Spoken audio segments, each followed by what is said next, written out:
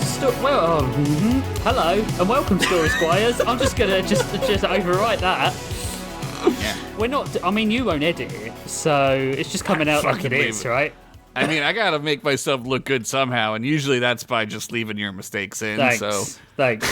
You sounded so surprised that the show was starting. He's the one who starts it, and he's like, "Oh shit!" Hello and welcome, Story Squires, to the podcast that answers all the big questions. Can three white guys approaching 40 add anything to society? How many dick jokes in a story are too many? And why doesn't Rich properly plan his intros and outros better? Dude, you do way more than we ever do. True. You write this down, and I'm always like, man, Rich comes up with an intro. I would just be like, hey, it's the show, fuck it. Sometimes Pretty much what I do on M class. Yeah. Sometimes I write it down, and then sometimes I fuck it up and then ad-lib the end. Which is what I did this time.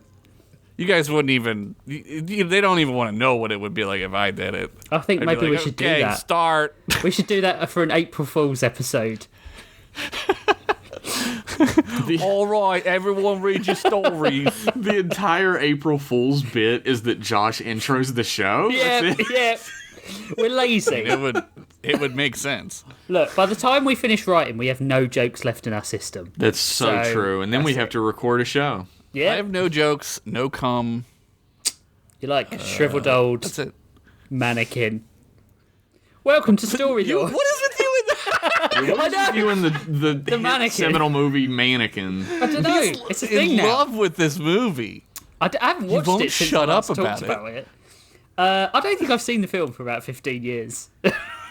We should watch it. We'll watch it for Jeff and Josh talk over movies, and you can watch it because I haven't seen it since the 80s, like literally. Yeah, we may be referencing a movie that's just rife with racism and sexism. I don't remember. I have no memory. I know she's a mannequin, and then she loves the guy. Yeah. So I watched House Party the other day, and boy, are they homophobic in that movie. Man, back in 91, you could say the F Oh, I they mean, did. There's 8, 9, 10 times in that movie they bust that word out. I mean, Bill and Ted, they throw it once, and you're like, oh, okay, all right. Come on, mean, Bill and Ted. You're better than 88. this. Yeah. They throw it out in The Hangover. That's how late really? that word was deemed acceptable, Jesus. right? Yeah. Spivsy and I I'm sure play there are this game. still movies coming out with it in it, honestly. Probably. Spivsy and I have to play this game every time we do a Toonhounds episode because it's like I'm not pre-watching this. Let's watch an old cartoon from the 50s. Yeah, I know from a lot of experience, like Tom and Jerry, they were throwing that hard F around. Yeah. Remember when Tom just... I think he might be talking about blackface on this one. Remember when Tom would just point at Jerry and call him the F word? You hard R, hard F. Yeah, hard R, hard effing. Yeah, That's crazy. The only times he ever spoke were when he did "Is You Is" or "Is You Ain't My Baby," or when he slung a horrid slur for no reason at a mouse. And then like a sound effect would go. Like the weird Chuck Jones ones, you know. Boy, he fell off. He did. People will argue me to death that Chuck Jones is like the greatest forever, but God, he fell off. No. Those Tom and Jerry ones they're fucking fever dreams. Well, he fell off and then he fell back on because then he did Dr. Seuss stuff and it fit perfectly. He needed to have that. He needed to find a vehicle that could cope with his obvious mental issues. I mean, that's what it was, Motherfucker right? looks like Colonel Sanders. There's something wrong with it. Yeah. Speaking of which, welcome to Story. That's the intro. The comedy fiction podcast with 2 prompts, 3 stories, and infinite laughs. I'm Rich Masters, and with me, as always, are my co-hosts Jeff, Hey, and Josh. Race car, yeah. This week, our prompts were fungi and cowboys, or cowboys and fungi, whichever way we said it last time. I don't give a shit anymore. fungi? Yeah, fungi, Fungi. fungus, mushrooms. Fungus. Among Us. It was Cowboys and Fungus. Yeah, there you go. It's fungus. So It's like that old saying, goes together like cowboys and fungus. And I'm first this week, and I again finished my story about 10 minutes before we started recording. Are you trying to make me look bad? I started it really like the day after we finished recording last time, wrote a page and a half, and then forgot all about it for 2 weeks. Well, that's the somebody made a joke in the Discord, and I wish I remembered who it was, that like we should do a documentary like 2 weeks in the making of an episode where Rich plucks away at his like a little bit at a time. I do mine one random fucking weekend night and then never look at it again, and Josh does his the night before at 1 a.m. Yep. Dude, it's college rules, baby. Night before. I did mine the night before at 1 a.m. this time, so... I did bits of mine at 1 a.m., but not all of it. I can't do that. I can't, like, walk away, and I probably can't should. either. I have to It'd be finish. Better. Yeah, I have to come to completion. Look, I gotta get my nut. I'm a tantric storyteller, so I can over here. I am a premature storyteller. I just ejaculate the story. Line up round the block, please. I'm going first this week, and my story is called "The Good, the Bad, and the Fungi." Oh my god, he fucking did it. He fucking did it. I would like the show to be over now. Yeah, that's it. Please donate to Patreon. It's worth it. For more titles like that, you have to. Yeah. My dearest Samuel, life continues to be hard as a stud's dick on his wedding night in Wyoming on the year of our Lord, 1846, in this mining town called Fiddler's Bean, in which we reside. Fiddler's Bean. We need a Welcome to Fiddler's Bean t-shirt. Hell yes. Fiddler's Bean is for lovers. I know you already know all of this on account of you being my husband and all, but I felt the need to set the narrative scene in case others were to read this missive or create some sort of widely consumed, rootin'-tootin'ly popular comedy narrative that you could pay $5 to become a patron of. Oh my god. This feels integrating. This feels prescient somehow. I hope that your business trip selling your patented Droopy Dong tonic is going well. Does that fix the droopy dong or give you the droopy dong? Yes. Oh, man, I don't know what this guy's business model is. Snake oil.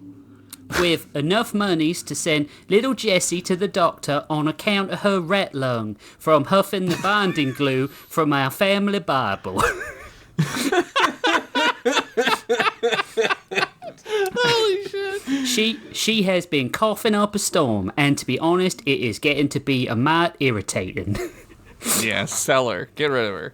Old Lady Hayward told me a funny story that she got to thinking she caught a glimpse of you outside the Velvet Clam, lick her in the front, poke her in the rear. Oh my god. What? I have to go after this? All right. Calm down on your brilliance, all right? When she went a-calling on her Aunt Ethel in the big city, I said that there was no way on God's yellow, dusty earth that it could be you. Yellow, dusty, flat earth. Spending our savings on ale and tail when we have debts past due, and with little Jimmy needing the doctor on account of that case of blindness from touching himself when he thinks Jesus isn't watching. Damn, Jimmy. On unrelated news, I have spoken with Mr. Bill Dollar from the bank. That's such a stupid fucking joke. Wow, you fucking pulled that out. And made a large addition to our insurance policy, because if you have gone whoring when little Fido is in need of the dog doctor on account of his being run over by chasing a Pony Express wagon, I will strike you down with every ounce of pure red-haired scorn I can muster. That's for me. I'll be writing for something different, though. It's been an interesting few weeks in Fiddler's Bean. You need to come home now. The mine has done collapsed, and most of the menfolk have done what they have been doing all their lives, being drunk, useless, and dying. There's less than 5 swinging dicks in town now, and for once we be needing them. Some weird noises be coming out of the mine shaft, worse than a cow rustler after 5 nights of being surprised. I am incredibly interested how you're going to weave this into your Omniverse narrative. I'm impressed with how accurate Rich knows our history. Yeah, this is the United States now. This is what it sounds like. We really are the same. Miss Lily, a voice interrupted her, and she dropped it. I just invented a new word. Dropped her pen. Lily grabbed the cumbersome rifle resting at her leg and spun around. Jesus, Fleb, don't be creeping up on a woman like that. I done had 2 kids, and I got a bladder full of coffee. It only takes a horse's whinny to make me let out a little liquid gold. Jesus Christ. We had a fart joke, a piss joke. Where's the number? And all we need is poop at number 3, and then we got the quadfecta. We'll definitely get him at some point. Oh, yeah. She stood to find the town sheriff, Fleb Bartlesby, a man who won the right to be the elected law official in the town through being bottom in standardised testing and a failure in the pull-out contraception method. Wow. Fleb Bartlesby. Which is how I imagine police make their appointments to this very day. True. Fuck 'em. Holding a lantern in the doorway. Miss Lily, I know it's awful late and my face is awful ugly. Fleb wasn't exaggerating. He looked like a science experiment trying to combine an inbred hick with some sort of traffic accident. This is accurate. This is what they look like today. His protuberant nose looked like a wart on a mule's ass, and his giant jug-handle ears made his head resemble a trophy for the world's loneliest brain cell. Wow. That's incredible. But there's some hubbub at the saloon. One of the miners has walked into town, and he's covered in this stuff. The bottom of the barrel saloon was jam-packed, as it always was in this small, podunk township.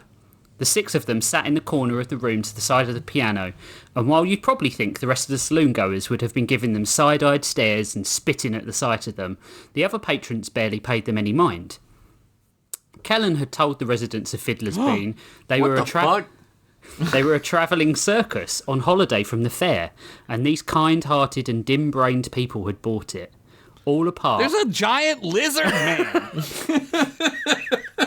There's 2 robots. Well, 1 robot and 1 human. All apart. Yeah, definitely human.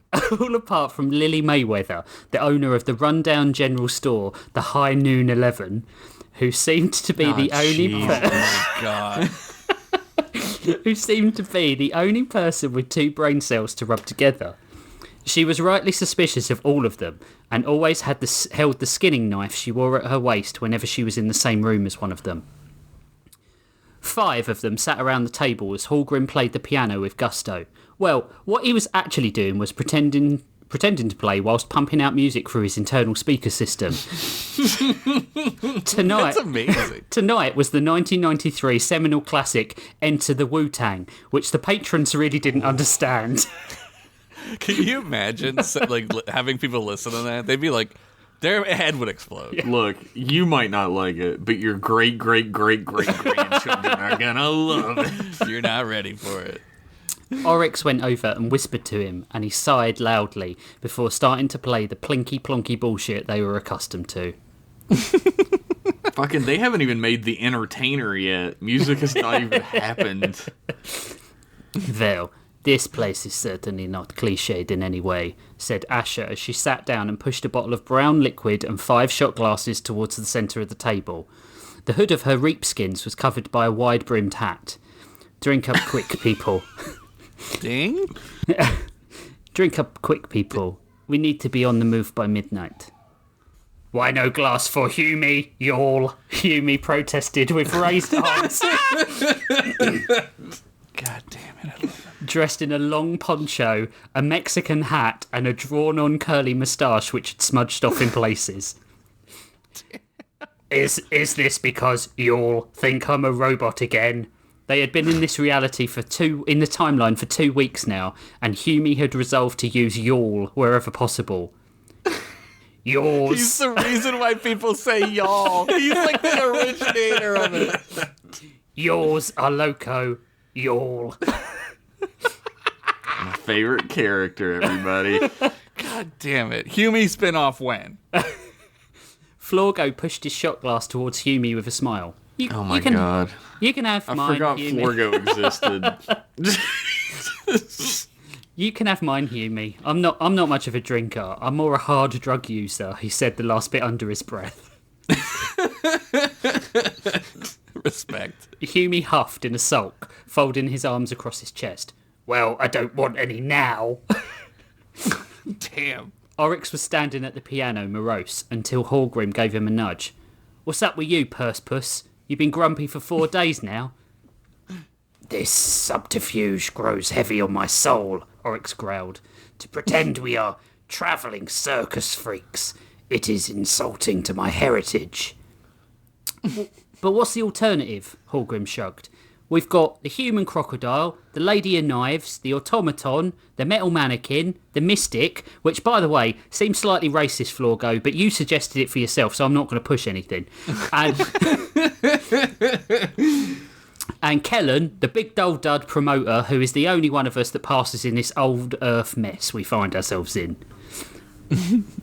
Kellen sat watching the door, expecting trouble. She had been on edge ever since they had arrived here, and the opening of the portal had temporarily drained her of the strength to open another. They were stuck here until she could muster the energy. There's nothing coming. They're not following, Asher said over her drink. You keep watching that door. You're going to make something happen. They'll come. I know it, Kellen muttered, pushing her drink away. She hadn't eaten or drank much of anything in days, and the large black bags under her eyes showed it. She wondered if What's there to eat over there? Oh, beans and stew. Beans. Grits. Ew. She wondered if part of the reason she couldn't open a portal was because she didn't know what to do next. The pillars may not be able to open portals as well as me, but they'll come. I'm struggling, Asher. I don't know what to do. I needed Raph to... The group fell silent and lowered their eyes. They had talked at length over what their coming here had meant for their old worlds and lives. Though Raph had told them all that things would be okay, that she would stay and protect everyone, they had heard her death cries as the portal closed and the machines of their enemies tore her apart. Kellen was now the only her left, and weirdly, that made her feel more lonely. We can only do our best. I imagine that's all she did. We need to stop worrying about predestination and just make the right choices in terms of morality and not destiny. And not eating or drinking isn't going to do you much good, Florgo said, as he pushed one of the bowls of thick brown chili. See, Josh, Americans like brown food too. I would say if your chili is brown, do not eat it.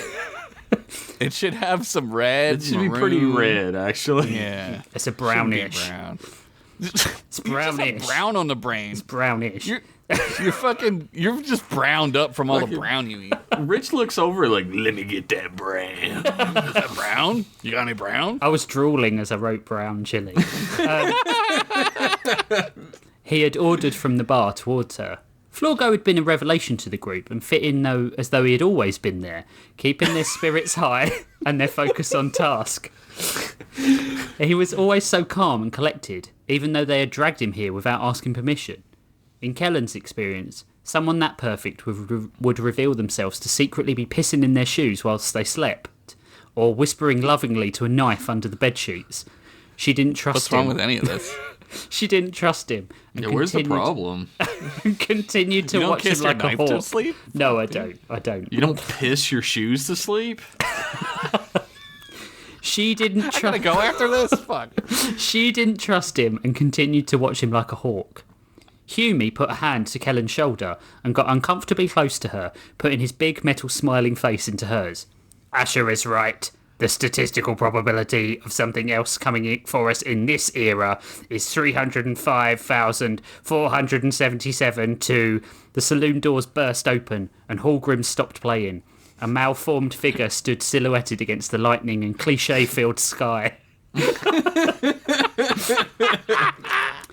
Writing. 305,477, Humi finished sheepishly.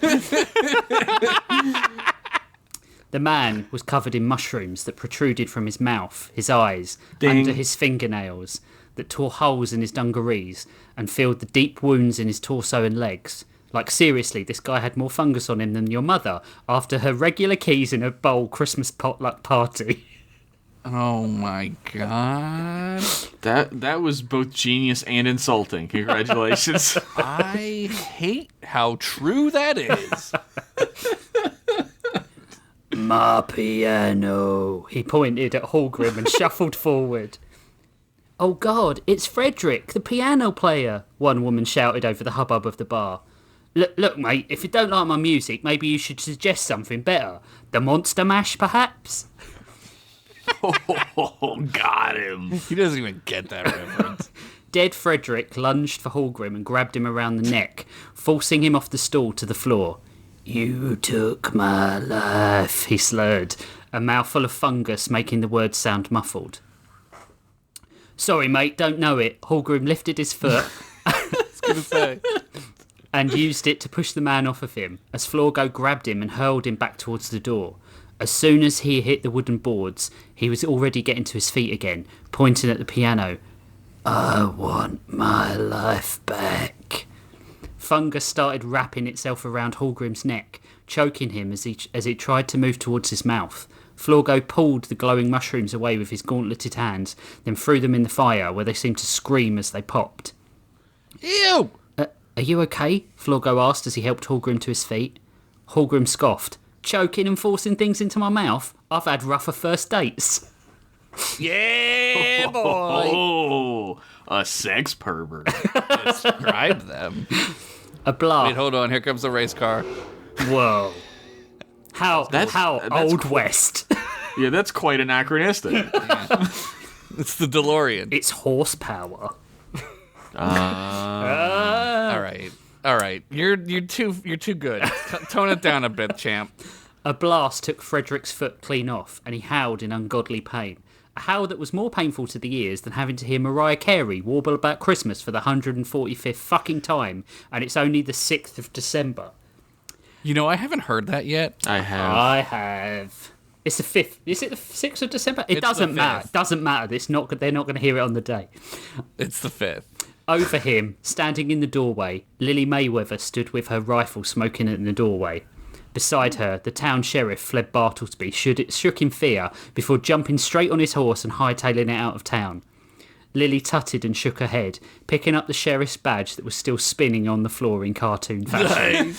Nice. Stay down, Frederick. We ain't into your particular style of music. Y'all, I think I am in love, Yumi said. Yumi knows. As his eyes rotated in his head, Oryx bent down and brushed the zombie's coat, a thick plume of dust wafting off of it. Question: why is this man covered in rock dust? As a large swell of groaning came from behind her, the customers of the bottom of the barrel looked out over Lily's shoulder. From Lily's shoulder. From the collapsed mine on the horizon, an army of dead miners was shambling towards the township. Towards them. As the women of Fiddler's Bean boarded up windows and doors hurriedly, the others worked to tie up Fred the Dead so that he couldn't harm anyone else. Lily crossed the room to point her rifle directly at Kellen. Asher went to her sword at her waist instantly, but Kellen gestured for her to hold on. You did this, Lily Mayweather said, wearing a face that your dad used to reserve for when you didn't hold the torch straight. Yeah, you know the sort of thing I mean. That means flashlight. Yep. Oh, flashlight, yes. Oh. Not like a torch, like a flame thing. I was like, fuck, were we in a cave? I don't remember this. I was like, why are we fixing a car in the cave?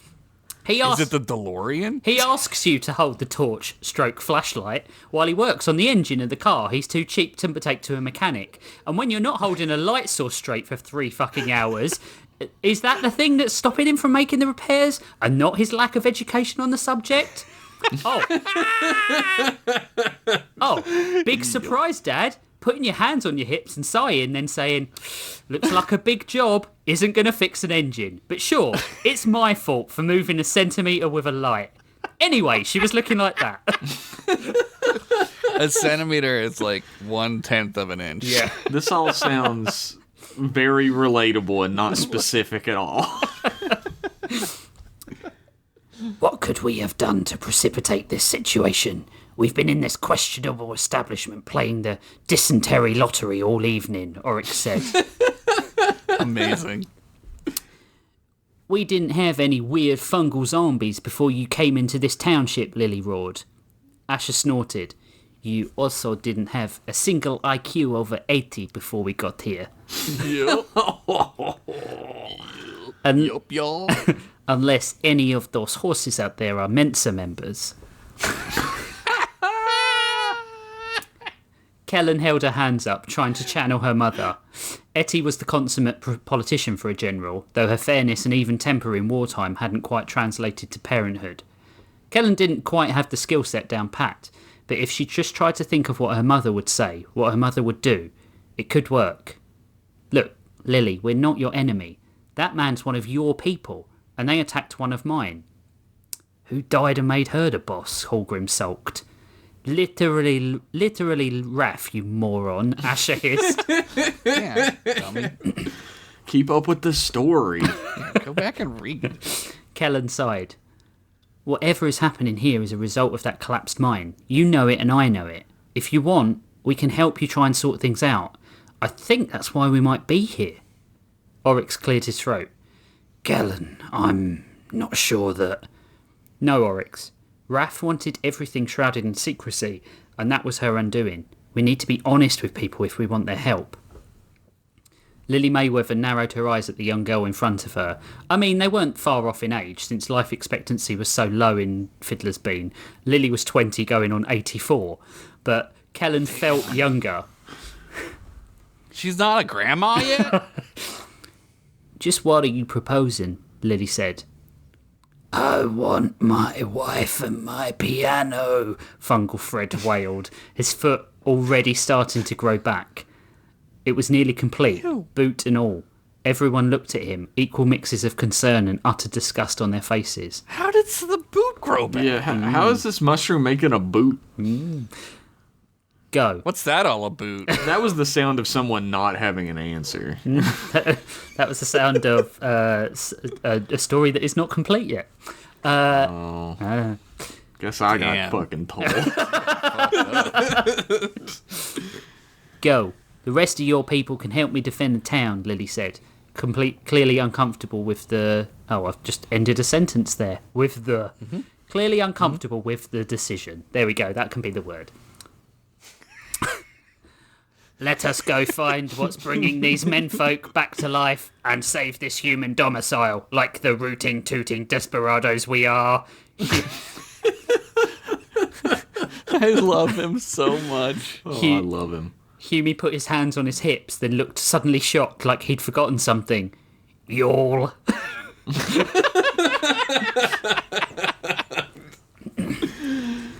Kellen, Hallgrim, Florgo and Asher left the back way because apparently mushroom zombies are too stupid to swarm around the saloon and just flocked to the front door.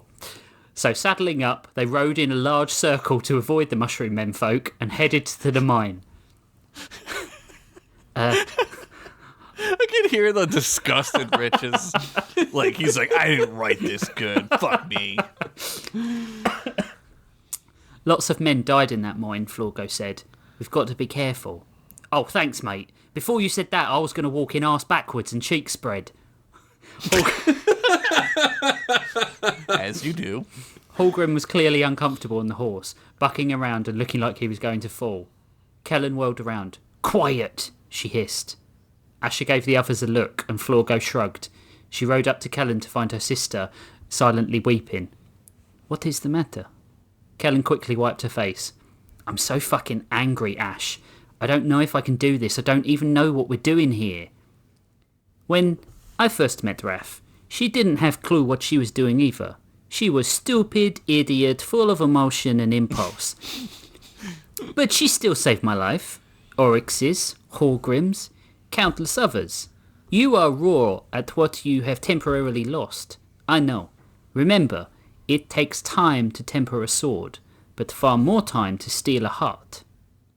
You get there, one day at a time. You just have to see the good we're doing. I just hope we are doing good, Kellen said. They rode the rest of the way in silence until they reached the entrance of the mine, which was covered in the fungus. The rocks had been pushed out from the inside, the men digging themselves out of their burial chamber. Hallgrim passed around face masks. Fungus can go in the lungs too, you know, he said. Florgo led the way down to the tunnel, carefully not to touch any of the gross pink tendrils that covered the wall. It was a very queer eye for the HR Giga guy aesthetic in here. Oh my fucking... It's like the fucking final level of Contra down here. It's so cool looking, he whispered in awe, having never seen anything like it before. I find your optimism equal parts charming and throat-slittable, Asher said, as she chopped one of the low-hanging tendrils. A low, resonant scream came from the tunnel ahead, and the four of them stared at each other. Hallgrim nudged Florgo. Go on, Captain Ecstatic. There might be something in there to get a joy boner about. This isn't going well, Oryx howled as he punched through the broken window boarding at a mushroom-headed miner. He had a toadstool growing out of his head where his hair should be, which kind of made him look like a hobo version of Toad from Super Mario Brothers. That's for me. I mean, the guy already has an Aladdin vibe anyway with the parachute pants and the waistcoat, so maybe Toad is actually a hobo. Who knows? I digress.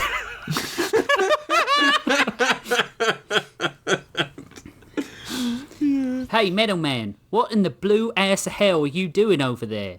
Lily blasted another two miners as they reached through to grab at the women inside, propagating an awful stereotype of blue-collar manual workers and their attitudes towards women. But hey, if the mushroom cap fits. Oh my god. Got him. Humi touched his chest, a look of affectation on his face. She called me human. I mean, why wouldn't she, given my strong virile masculinity? He held up some random pieces of metal he had fabricated using his internal 3D printer. Because Like all humans have. all humans have. So cool. Your rifle seems cumbersome and unsuitable to our mushroom harvesting task. I am developing a 6-chamber rotating pistol to help us defend the building. I should have the first 4 models ready in approximately 9 seconds. I am very good with my human hands. My father was a watchmaking machine.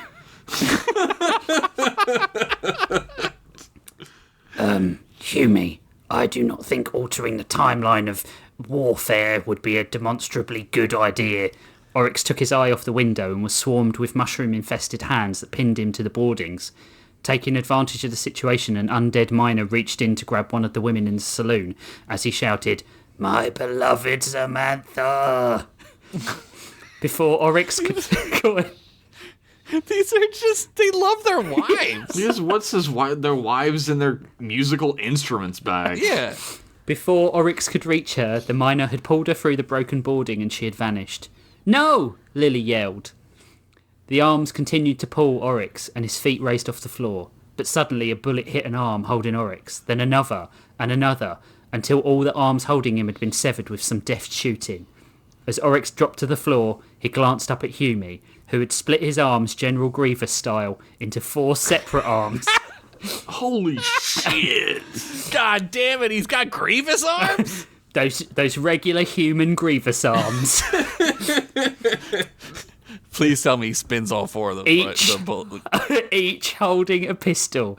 He independently twirled not his guns, but his entire wrists, then his arms, then his shoulders, and then rotated his head 180 degrees because it turns out he didn't really understand how to twirl a gun. This is even better than I had hoped. This is the best character you've ever created. Yeah. Fastest operating system in the West, he declared. They took Sam, Lily said as she took a pistol from Humi and started blasting away. Get these to the other girls, then make more. These mindless beasts aren't stopping. Oryx took Lily's arm. I'm not convinced of their mindless status, Miss Mayweather. Listen. Lily tilted her head to the sound of what they had assumed was low moaning. There were names in there, the low moaning a dirge of apologetic laments for lost loves. Come back to me, sweetness, and Amy Lou, I'm sorry. God damn it. Take it back, Amy Lou. I've never heard so many men apologise before. It's more unsettling than the undead rising, Lily smirked. Literally what's happening. Florgo moved into the open cavern 50% of his own volition and 50% because Hallgrim was pushing him and calling him Cannon Florgo. The room was covered in the fungus, pink luminescence reflecting off the cavern walls that stretched up as far as he could see. In the tendril stretching from wall to wall hung several dead miners, their bodies torn and broken from the original cave-in. The corpses were being copied, remade out of some sort of liquid transferred through the transparent tendrils. As Florgo watched, the liquid hardened and became rough approximations of the broken bodies from the fungal growth. One of the 3D printer. One of the newly cloned miners was lowered to the floor gently by the tendrils, only for him to immediately gain consciousness and shuffle down the tunnel to the surface. "My dearest Jenny," he moaned.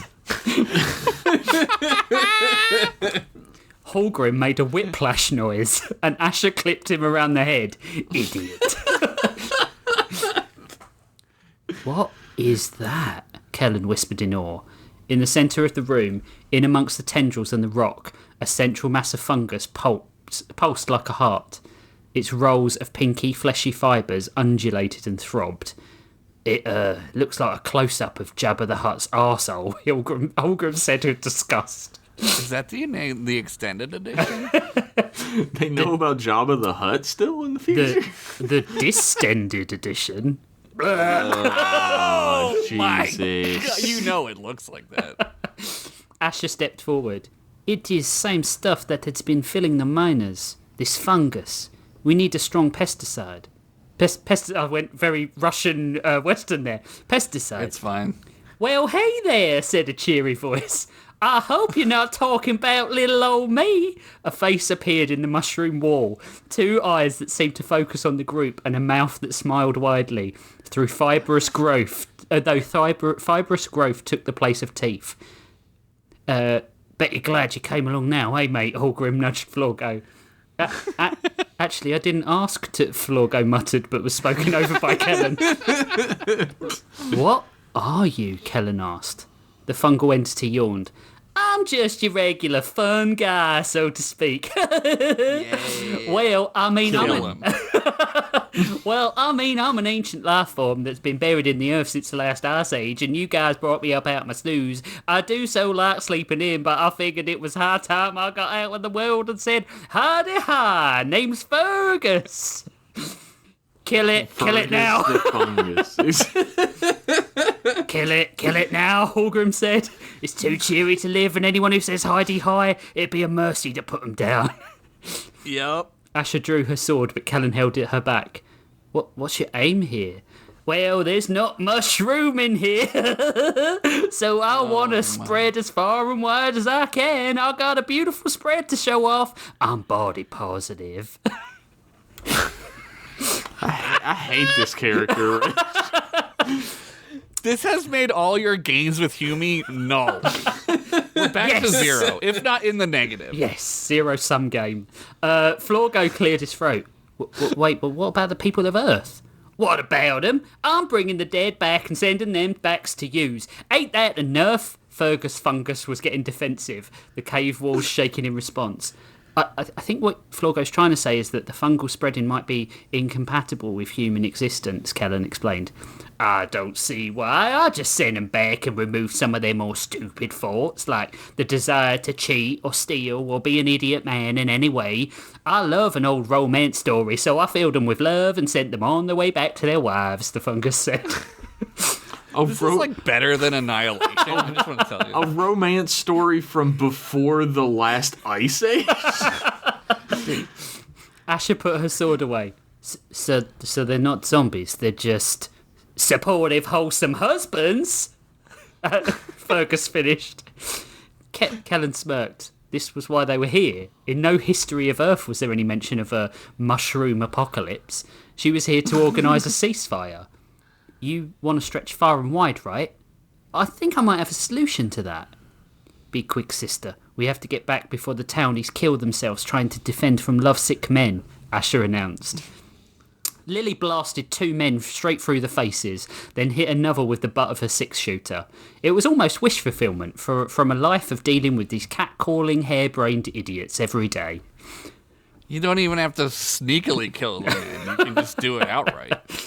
Oryx A beautiful world. He died in his sleep of a heart attack. Oryx stood knee-deep in fungus, creeping through the house, trying to grab the women of the saloon. Hume was printing bullets faster than he could process and was buried in a mountain of shell casings. They were losing fast, their barricades destroyed, their resolves failing. They were going to lose. "Stop!" yelled a voice from the hubbub, and when Lily turned to locate the source, she saw Samantha, who had been dragged away and seemingly eaten an hour ago, alive and well in the doorway, holding one of the minor zombies' hands. "It's okay, we need to stop fighting." Everyone lowered their fabricated guns and the zombies in turn stopped fighting, filing in calmly into the saloon. Lily rushed to the front of the group and grabbed Samantha's hand. "Girl, have you gone full on poo-brained? That's not your husband."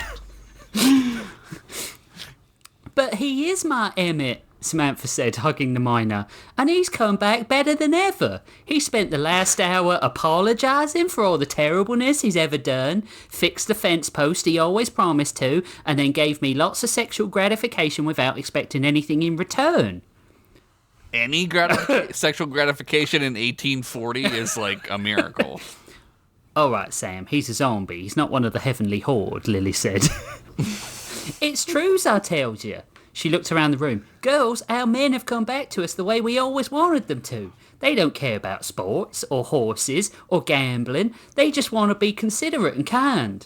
Much to Lily's disgust, the ladies around her all ran to find their men, forgetting that they were obviously cloned monstrosities of their former selves. They're better. They're better. And left to travel home. Callan and the others marched in as the throng moved out, and Lily made a beeline for the young woman. "What the hell have you done? You were supposed to stop 'em, not make peace." Callan smiled. "For all intents and purposes, those men are the same as they were before. They're just made out of mushrooms now. And this way, we stopped a hideous eldritch fungus lord taking over the entire planet." Oryx cleared his throat. "How did you solve this?" Asher laughed. "The fungus wanted to spread, so we said he should spread out into the water supply. His effects should be very diluted, but over time, maybe in about 500 years or so, men might learn to be normal on their own." Editor's note, they never did. Damn! They were so full of hope, and then he just killed it. The next morning, Lily Mayweather took the travelling freaks to the plains and took their horses back. She looked around at the wild emptiness surrounding them. "Are you sure you want me to leave you here? There's nothing around here for miles." "We'll find our way, don't worry." Florgo put his hands together in thanks. By the way, we're going to keep the guns," Lily said. "With the mine shut down and the men more interested in wooing their wives than work, we'll need something to produce." She looked at Hume, who was trying to twiddle his drawn-on moustache. I'd like to credit you, stranger. What's your full name, sir?" Submetal cunt, Hallgrim said under his breath. Kellen hit him in the stomach as Lily looked confused. Samuel Cole. "Samuel Cole," said Oryx quickly. I knew it was coming. Genius. I knew it was coming. Lily tipped her hat to the group. "Well, thank y'all. You've done us a service today, and I won't forget it. I was about to finish a letter before you came. Don't think I'll bother now. Who needs a man, eh?" "Amen, sister," shouted Hume. As they watched the new sheriff of Fiddler's Bean ride away. As she crested a ridge 5 minutes later, Lily looked back to the plains where she had left the band of weirdos, only to see a green-tinged circle close quickly in the air, and no sign of the circus freaks. The end. That was great! That was so good, Rich. That Holy was shit. great! Also, the only town in the history of the Wild West where women are sexually gratified, Fiddler's Bean. It's going to be a boom town. People are going to... Yeah. I was hoping that Fiddler's Bean would pay off, and It paid off in a big way. Dude, I need a Fiddler's Bean, like, fucking shirt so bad right now. Welcome to Fiddler's Bean, but it's a gate, and there's an obvious circle at the top. And it looks like the gate is like 2 spread legs. Yeah. Oh man, It's gonna be great. It's gonna be a good shirt. We're gonna sell 10. We're gonna sell ones. We're gonna sell 1. I'm gonna buy it.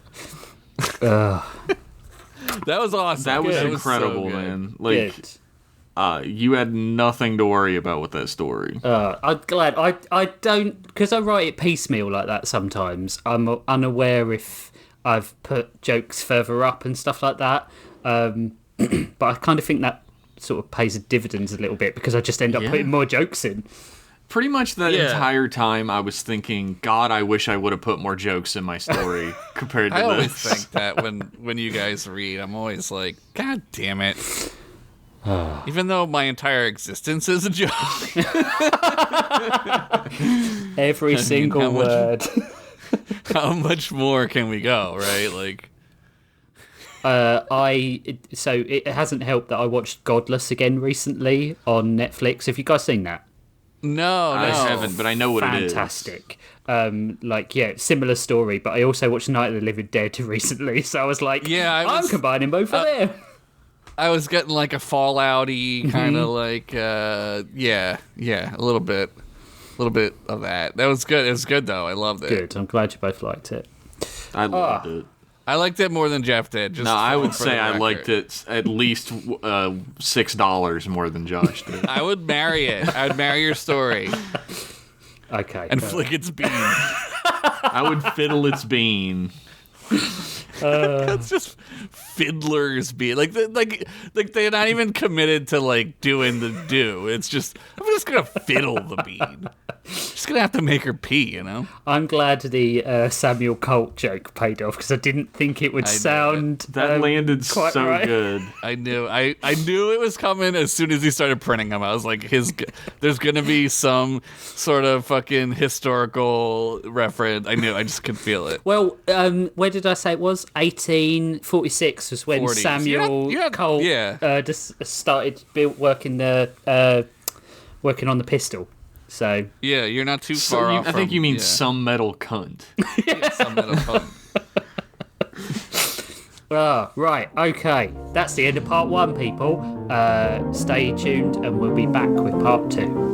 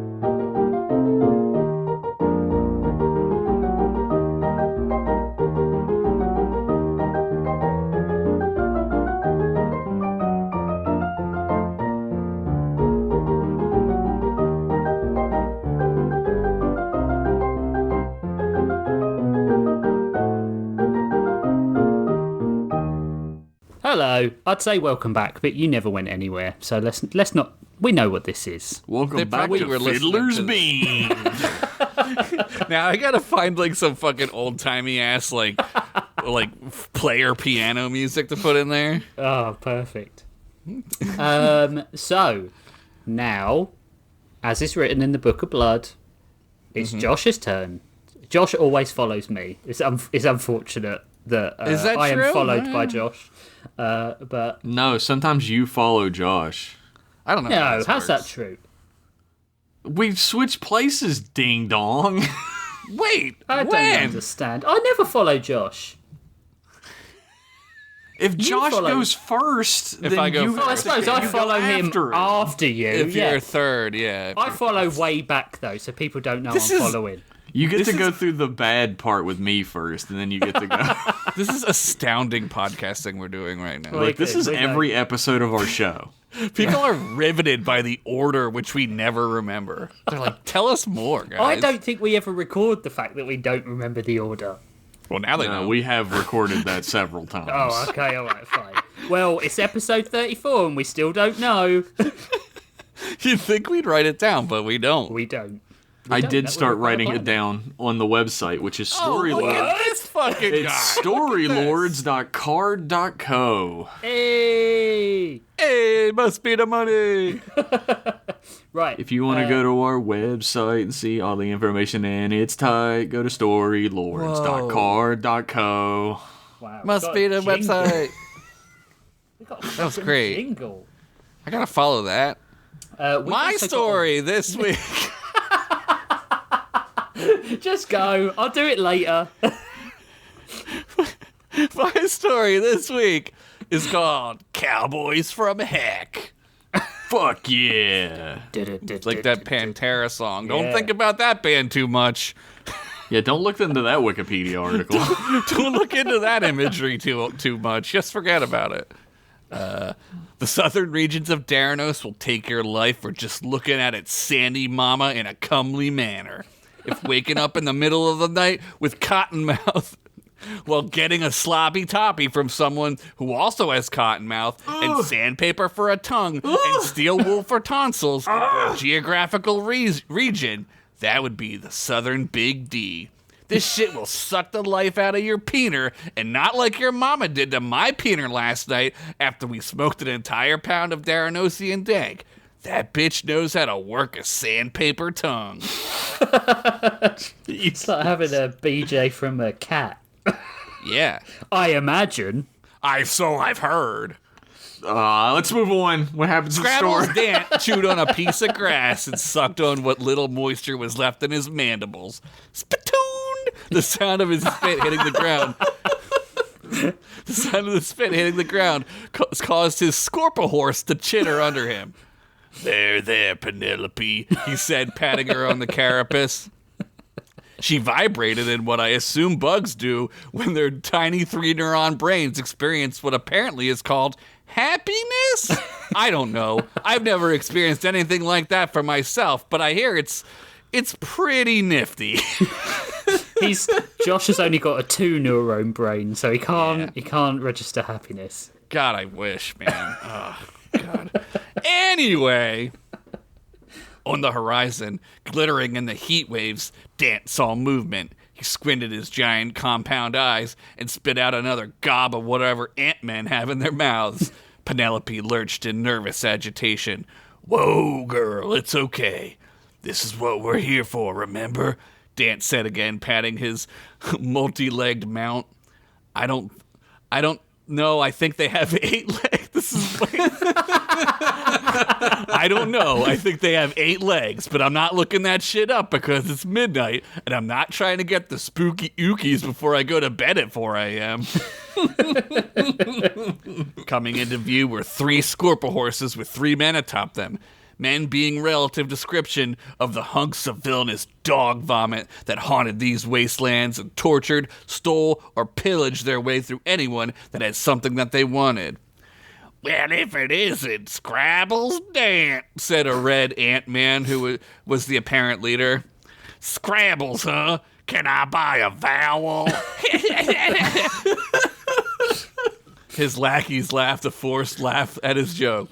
One he probably was thinking about the whole ride out to the spot in hopes of meeting up with Scrabbles so we could burn him so fucking good. If that burn didn't bleach Scrabble's carapace, the suns would.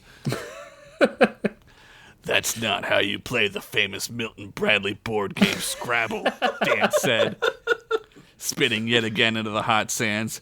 You know that if you could read Red Ricks, Dan continued. Red Ricks, the leader of Red Ricks' Rowdy Raiders and the vice president of the Southern Waste Scholastic Book Fair, squinted at the words from Dant. Squinted as the words from Dant burned his ego like the hot suns were burning his red ant skin. Sure, let's just say they have skin. You came all the way to die in the middle of this godforsaken shit pit, Rick said with a smile. We can read, snorted a warthog guy lackey. Rick's turned slowly around. We've moved past that, Sniffy, Rick shouted back. Oh, Sniffy, you slow person.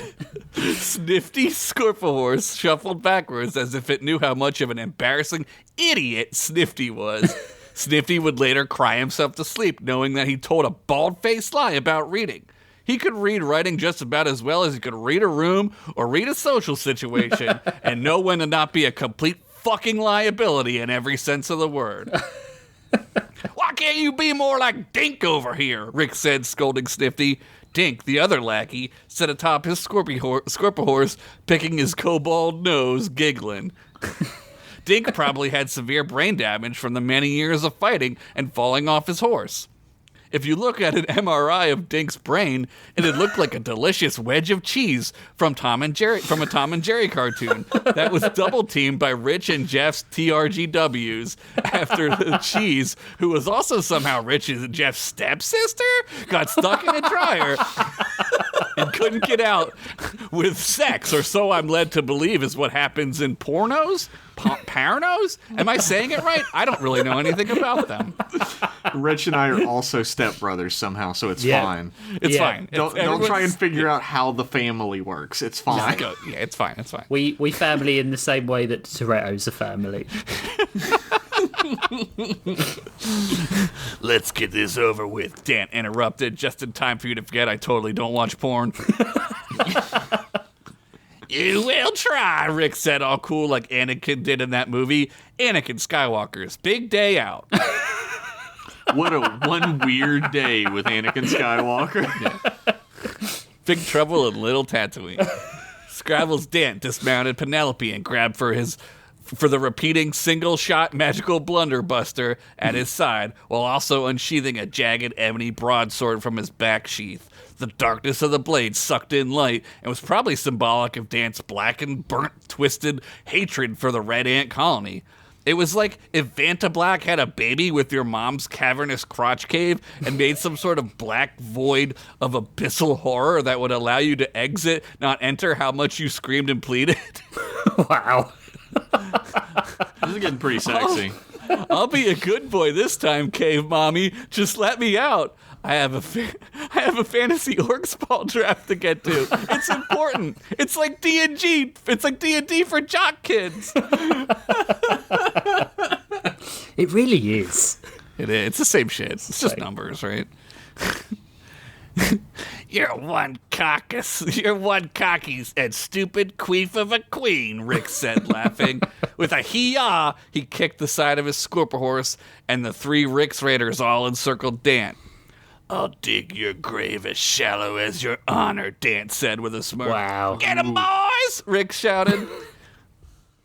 Snifty shot a blazing hot firebolt from his crossbow. With a jerk of his wrist, Dant blocked the bolt with his ebony sword. Its clang was dulled by the cold ebony metal. In one motion, he spun and aimed his blunderbuster right at Rick's stupid antenna-sucking face.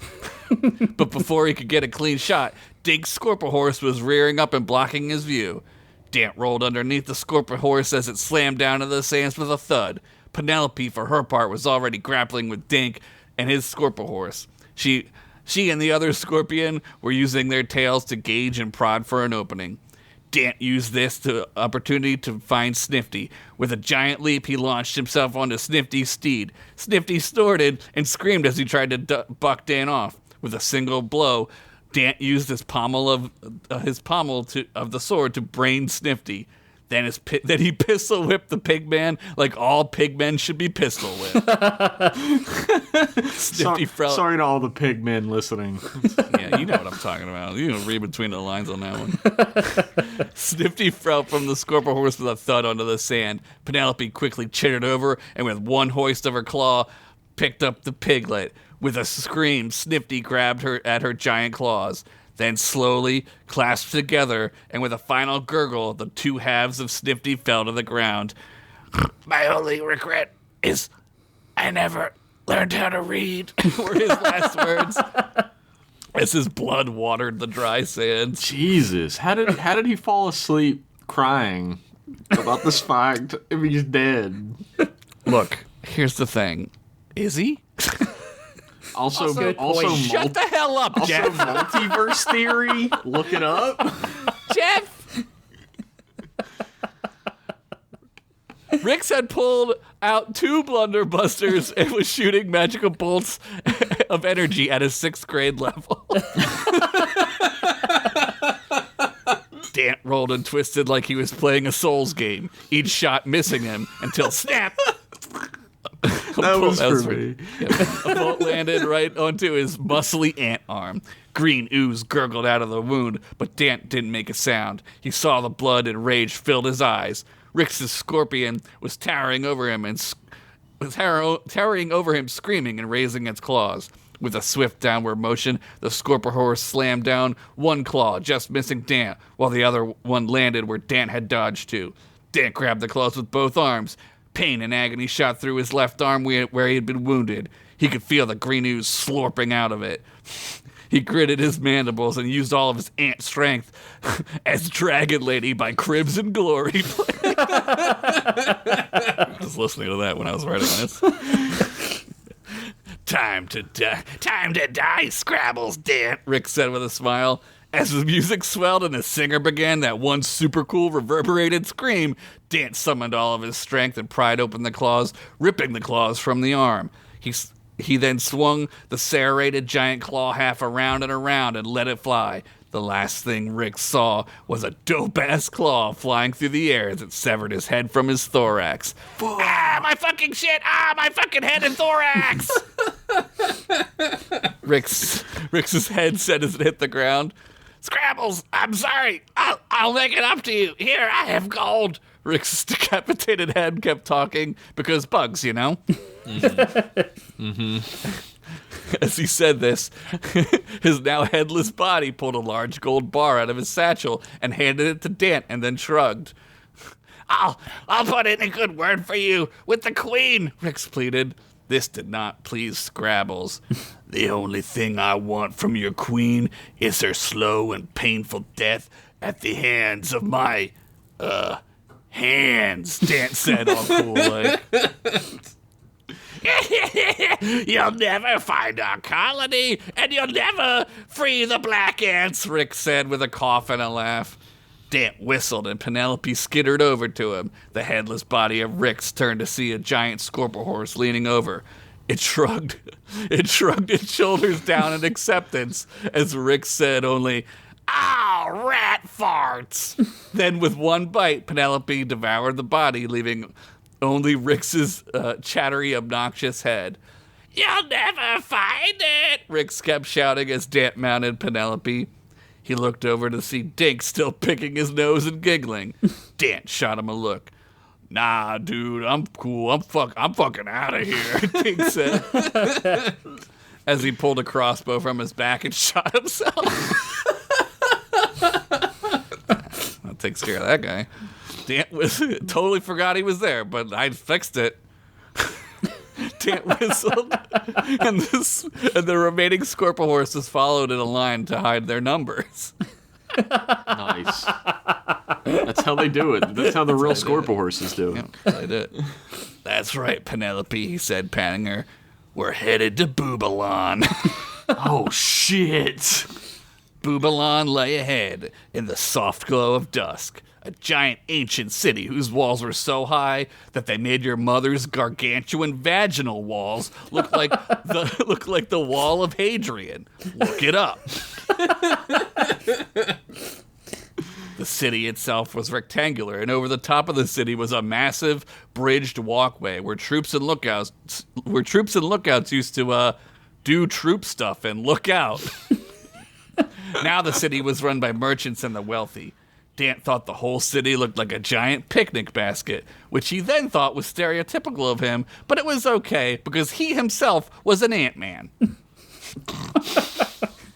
In fact, some say Catman of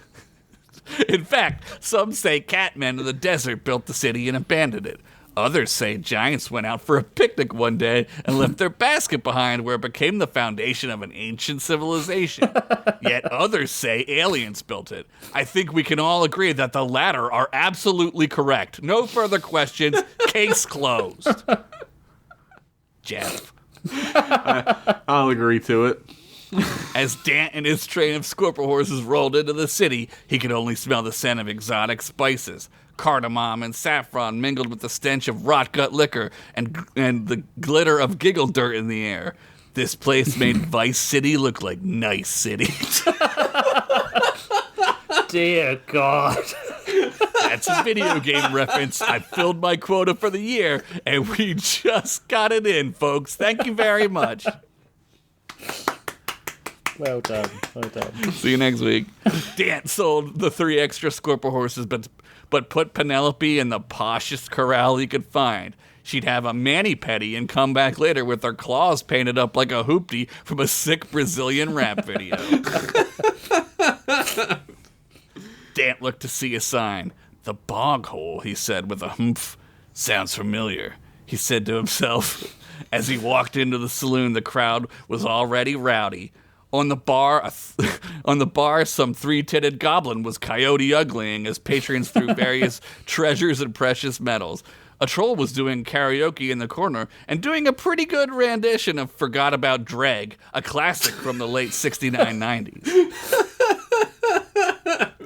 Various beings were doing dirty dancing moves, which were now just called dance moves. Because I don't know if you know this, but humans have been dancing like that for as long as there were both humans and dancing. Putting your junk up another person's booty and touching them is pretty much the first thing we did to have fun. So quit clutching your pearls, baby, and get back in your corner where you belong, you prude cracker honky toddler. She's all like, oh my God, they're dancing. Get fucked. Dant rolled up to the bar and tugged on the bartender's tunic to get his attention. You want a fungus froth? He said to Dant. Ding. Best in the city. Dant just shook his head. I'm looking for information, Dant said curtly. If you want info, you're going to have to buy something, pal, the bartender said, pointing to the already poured mug of frothy ale. Dant smiled politely and nodded. Sure, pal, he said, grabbing the mug and throwing down a chit of silver.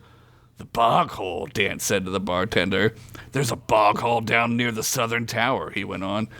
Yeah, we're a franchise, the bartender said, half paying attention. What, you think just because we're a god's-forsaken wasteland full of backward inbred homunculi people, we don't have franchises? You think West Virginia doesn't have McDonald's?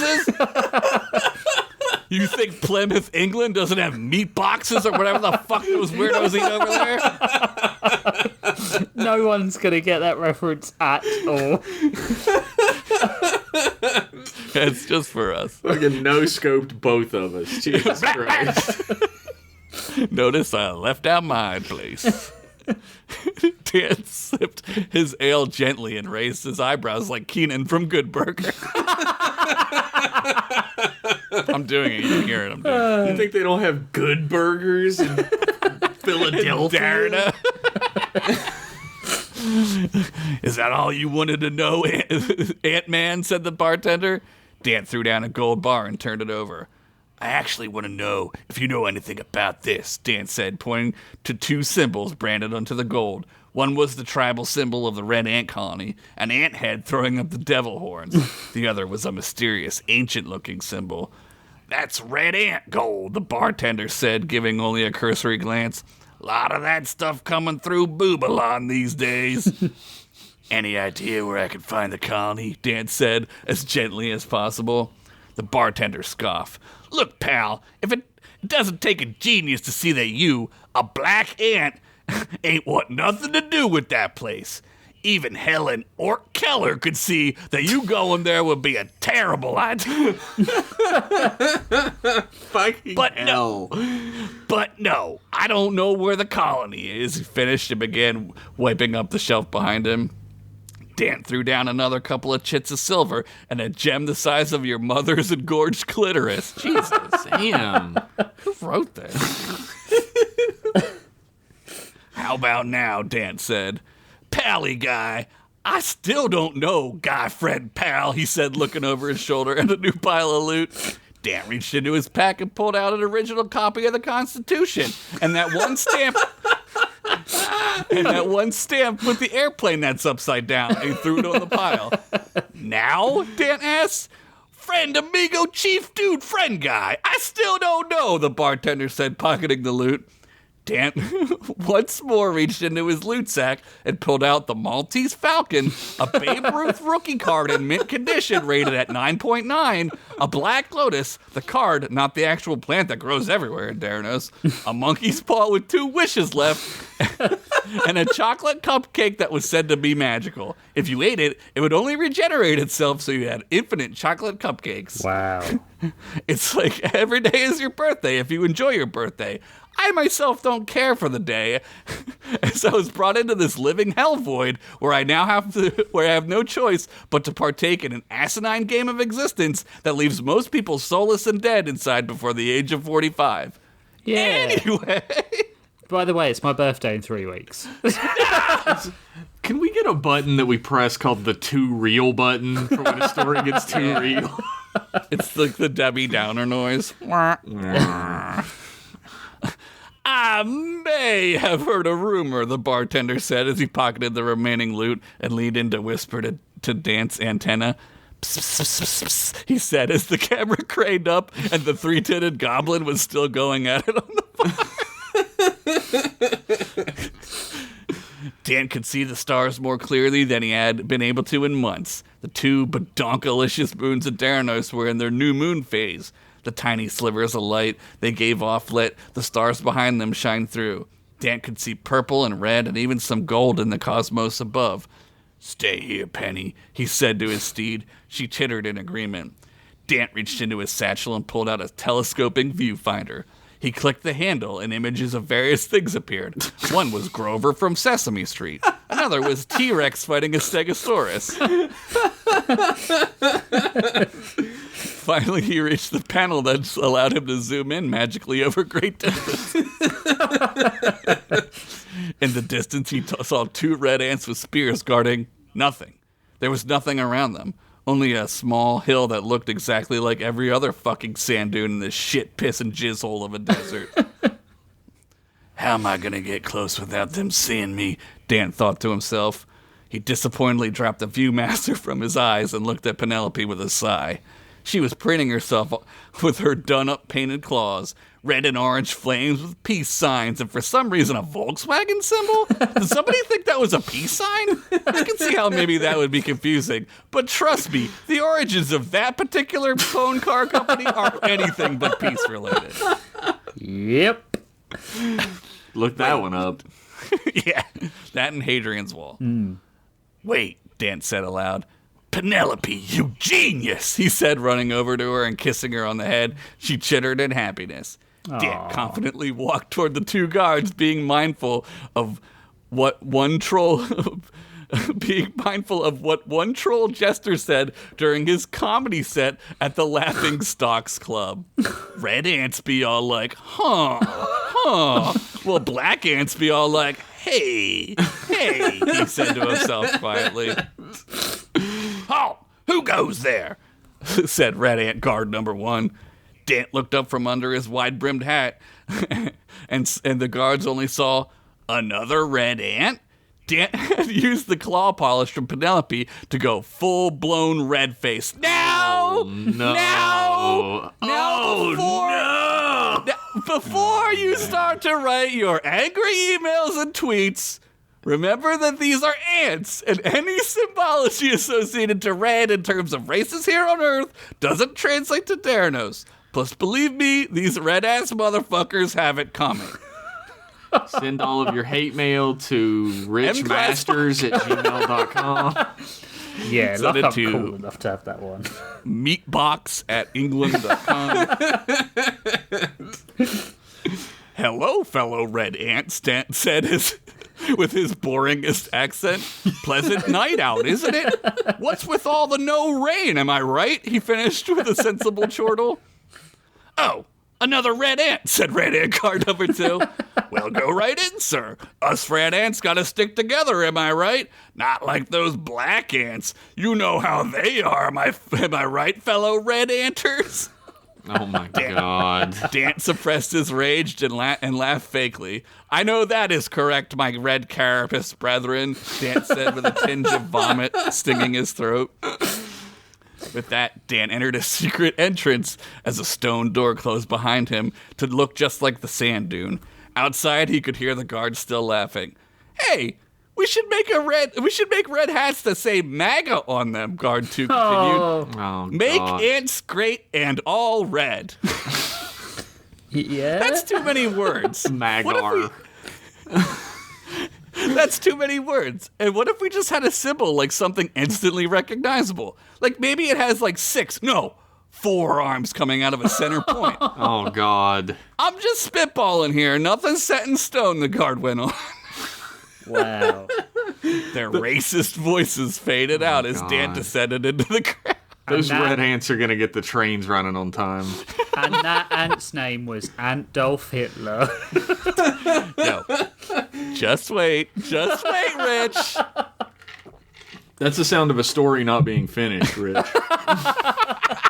Man, there's that tone again. The air grew stale and the humidity rose to tropical levels as Dant slowly and stealthily made his way down into the red hell. He could hear the clang of tools and the shouts of men. He ducked behind a stalagmite and peered down into a pit of molten fire and heat. There he saw his kin, black ants, all being used as forced labor for the red ants. The sight, even though he had told himself he was ready to see it and knew what was happening here, still infuriated him. There were no curses in the tongues of men nor ant-men that described the rage he felt inside of his thorax. He gripped the grip of his blunderbuster and thought about just going full-blown rage monster right here and there. And he'd be justified in doing so. Every single red-ass motherfucker in this place needed to bleed and pay for this. He'd kill them all. No, he thought to himself and released his white-knuckled grip on his gun. You can't help them if you're dead. Get back to work, you useless kaputt Bleistift Pina, said a guard, red ant, as he slapped a young black ant who was lifting up a large rock. The worker ant flinched but took the hit.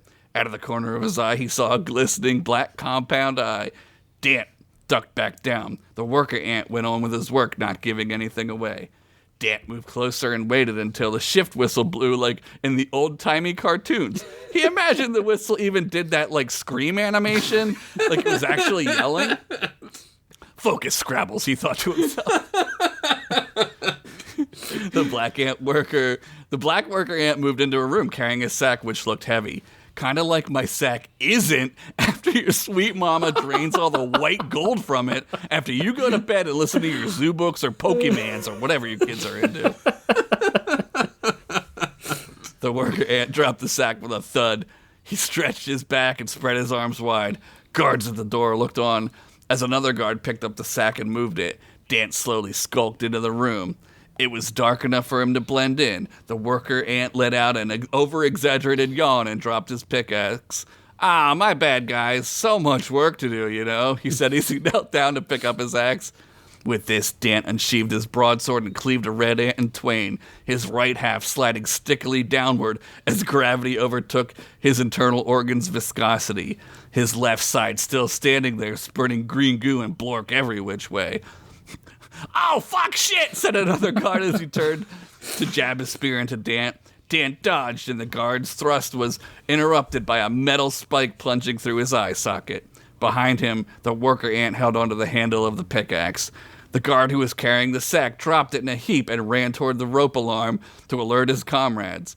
With one flip of his wrist, Scrabbles Dant quick drew his blaster, and a magical bolt of electricity shot forth, hitting the guard on the side of the head. His head exploded in a spray of brains and goo. His body still lurching forward, however, managing to grasp the rope and pull ever so slowly as bells and torches began to light all around. Well, shit my dick, Dan said. Scrabbles! I knew it was you, said the worker ant. D'Antonio, Scrabbles, Dan said, as he moved to hug the ant. My brother, you're here. No time for love, Dr. D'Antonio said, picking up the spear.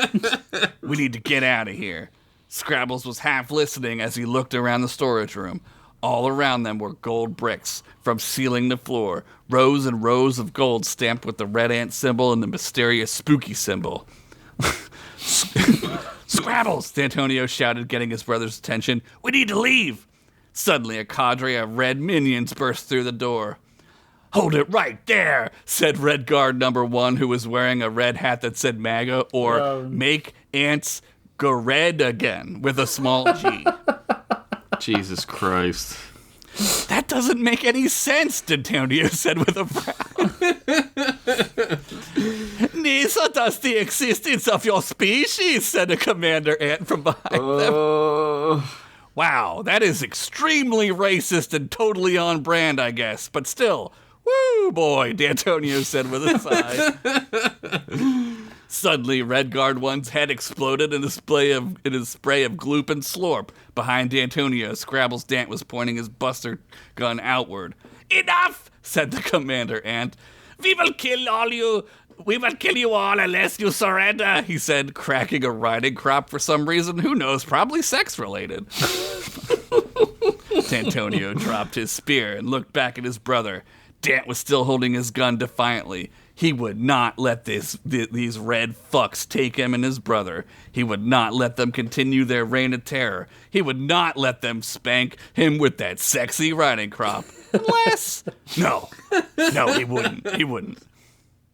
Dan dropped the gun. As soon as he did, a squad of ants surrounded the intruder and knocked him and his brother to the ground. Dan and D'Antonio cursed and spat at the red ants. Now we shall see what General Antler has to say about this. No. Said the commander ant as he wrung his hands together. To be continued. I can't believe you're leaving us on General Antler. I mean, I think this was my best story I've ever written. I love that story, honestly. It was so great. So many ant puns. I was a really big fan of black ants walk like this. Red ants walk like this. Hey. I was watching Indiana Jones. Shocking. And I was like, man, I love Indiana Jones. Indiana? Yeah, I thought about that, but I was like, I already got an ant guy. We're not gonna call him that. It was very good. That was sick. Very good. It's the dumbest shit I've ever read. It's the stupidest shit. You've written. I don't know. Yeah, I was gonna say. Wow, thanks, Jeff. You're welcome, buddy. I'm glad that I learned my lesson about the pig guy getting killed. My lesson being shut the fuck up. Wait, what happened? What was the pig guy? I forget already. I deleted. At one point in the story, the pig guy later that day was supposed to cry himself to sleep, but he did get vivisected. Yeah. He cried himself to the sleep of oblivion. Yeah. What if he just cuts to him in bed and he's got like a big bandage on his lower half and his other half is just like resting on his other pillows, like he's sleeping next to himself, and that also has a bandage on it? Okay, I believe it. It's totally believable. Now the story makes 100% sense. Now it's totally like listenable. Now the story is foolproof. I don't know how many ant puns there are for you to fill a second part. I don't know. You gotta believe it's a challenge. Josh. I do. You gotta believe it. I can't see how he's going to do it, but he'll do it. Trust me. That's a later me problem. This is the man who created General Antler. Yeah. Yeah. It sounds really bad, and it kind of is, but also, like, antler is a fine word. Yeah, antler's just a word. That's just a word. Yeah, you didn't go Adolf Hitler. No. The fact that General Antler could be a deer and not an ant is a really funny possibility for me. I mean, he's not a deer like he's like your deer mother. He's evil. He's an evil deer. But he could be a deer. Tune in next time to find out. I might not even go back to this one right away. I'm just gonna let a bunch of shit hang, man. I don't care. He might not ever come back to this one. This might be it. This might be just the story. Yeah, it's just been caught. Yeah, that was good. I can't wait for part 2, but it turns out I might have to. So yeah, you're gonna have to wait. You know how you kill people? I kill stories. Yeah, kill momentum.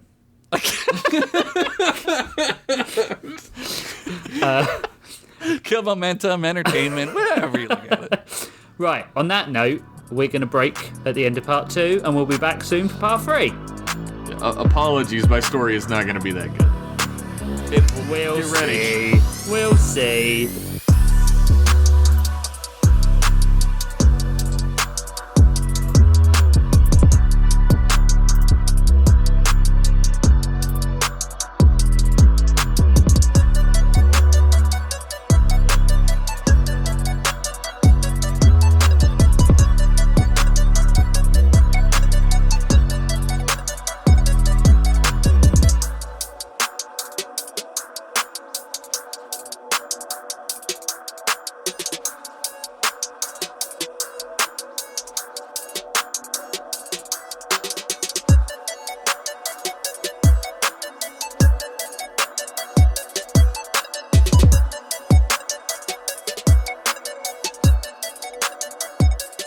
We're back.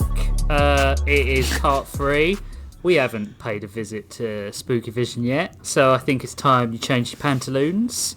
Got some waterproofs on, just in case you got to cry or piss your pants. Waterproofs? What the hell is a waterproof? Isn't that called a diaper? No, do you not have waterproof rubber underwear? Right, okay, so it rains so much in Plymouth that I have a pair of waterproof over trousers that I take to work, because Those otherwise are called, waders. Yeah, but I'm not wading through anything. Dude, fucking Ferenginar Rich over here. The name of my story is The name of my story is Office Job Massacre 2, The Long and Winding Chode, a.k.a. Jeff couldn't think of a title, - part 1 of 6, guest starring Weena Mercator as the Hopping Woman.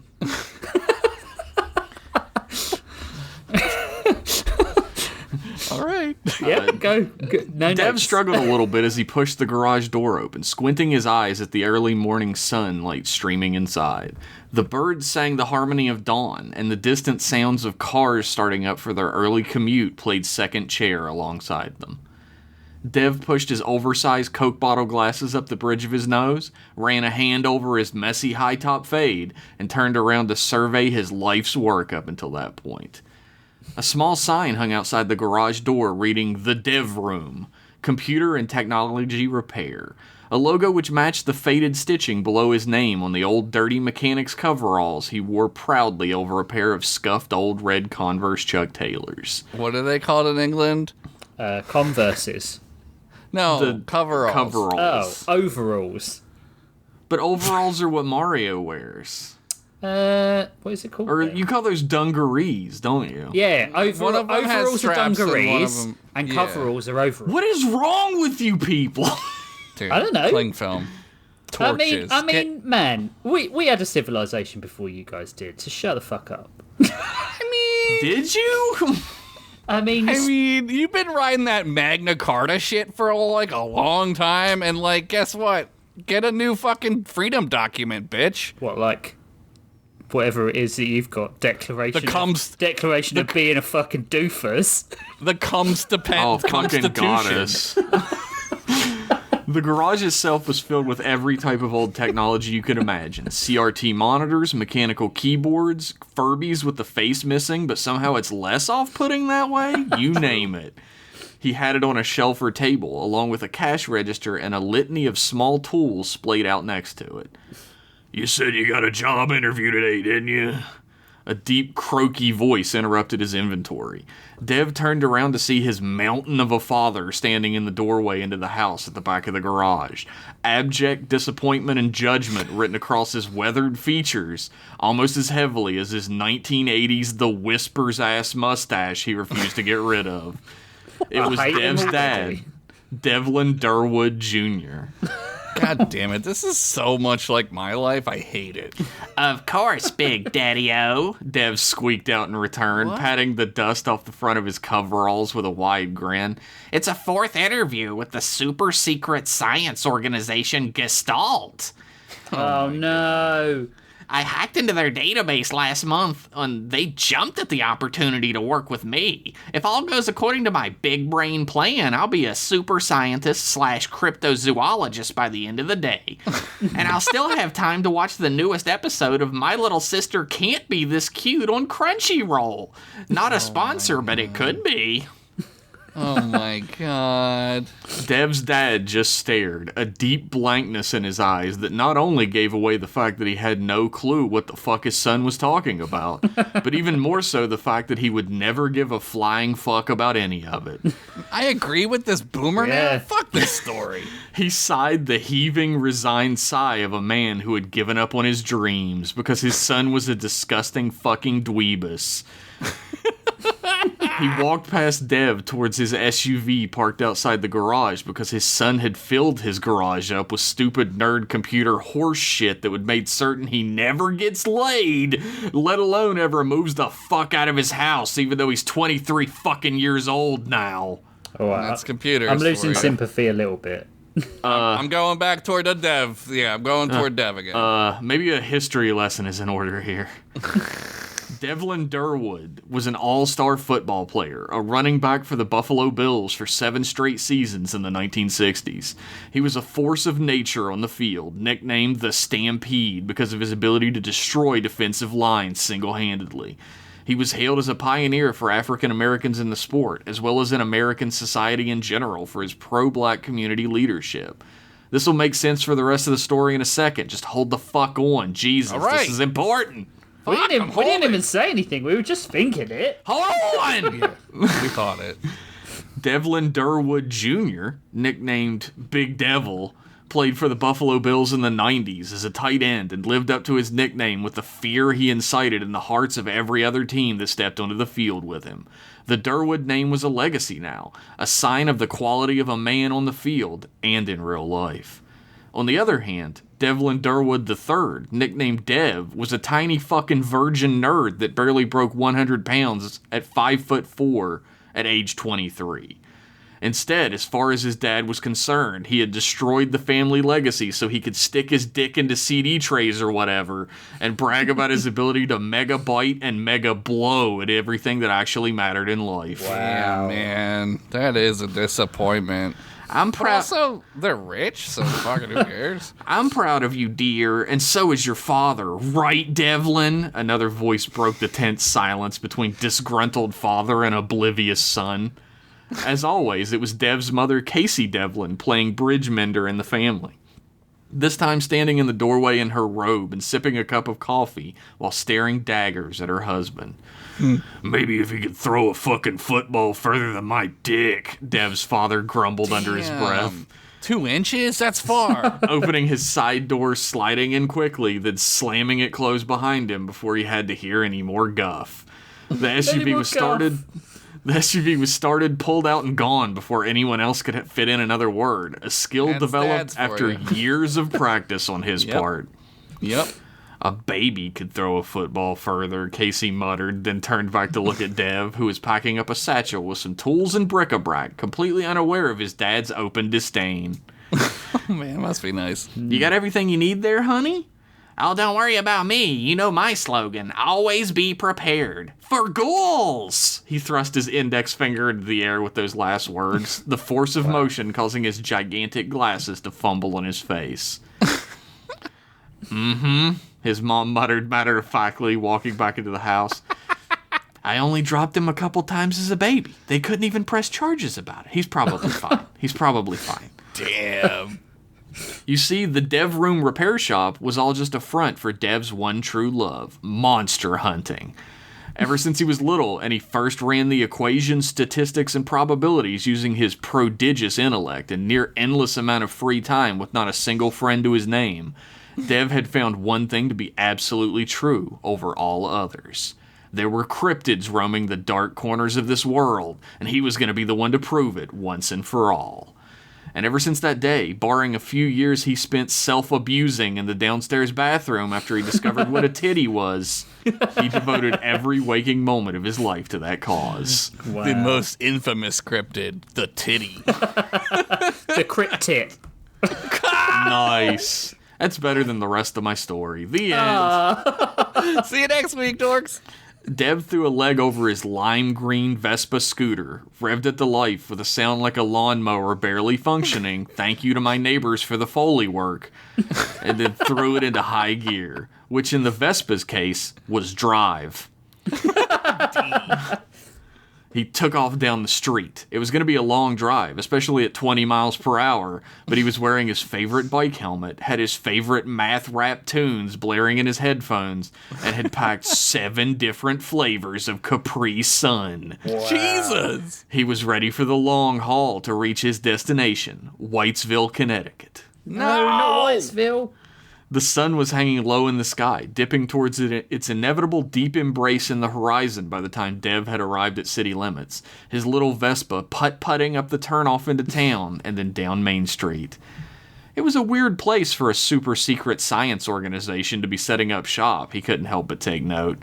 On every porch, out in every lawn, was the staring face of some yokel local with judgment writ across their features heavy. But Dev was mostly unmoved by the expression these days, having lived with his father every day for his entire life, so he putt-putted onwards. Halfway down Main Street, he turned into the driveway of a single-family ranch home with wide-open windows shaded in heavy curtains, with a large sedan parked in the driveway. He stared at the seemingly normal front door for a long time before he made the short hike over to it. Ding dong! The standard suburban doorbell rang out into the cavernous darkness of the house beyond the bland front door, marked with buffed gold numerals stating it as 111 Main Street. There was something off-putting about the mundanity of it all, but Dev couldn't put his finger on it. There was a long pause, thankfully long enough for Dev to catch his breath from the walk-up. These front yards in this town were no joke. It reminded him of his dark days of Wii Fit. Days he'd sooner forget entirely. The front door swung open, revealing a gigantic white man with a tightly shaved blonde crew cut, wearing what could barely pass for undercover cop clothing, and that awkward-ass way people wore civvies after spending their entire lives in uniforms. Yeah. The behemoth of a honky glared down at Dev with daggers in his bland gray eyes, his thick jaw sinking in a heavy-lined frown. "I'm here to save the whole company, bucko!" Dev spat out with a massive grin and offered a handshake to the large man. "Welcome, Mr. Durwood. We've been expecting you. Come in." The gigantic man ignored his greeting and instead took a step to the side out of the doorway. He motioned Dev in, who obliged without even a wisp of sense of the danger he was currently in, a huge smile on his pockmarked features. Idiot. "Well, don't mind if I diddly-do," Dev squeaked out, Oh my god. shoving his hands into his coverall pockets and rocking back and forth on his heels as he looked around the living room he now stood within. He barely took stock of the fact that every piece of furniture and household appliance in the place looked stock new and yet still had a thin covering of dust all over it. Maybe that's how secret geniuses fuck around. Who knows? That's how I do it. A lot of his stuff had a thin covering of Cheeto dust, after all. I thought that was going somewhere else. Wink. The gigantic man shut the door and eyeballed the tiny man warily. "I gotta admit, when they told me you were just gonna show up and walk in for me to take you out, I was kinda apprehensive, but I guess you really don't know what the hell's going on here, do you?" Of course I do, sir. I'm here for my 4th interview to join Gestalt. Dev beamed with pride, pushing his thick glasses back up the bridge of his nose with his index finger.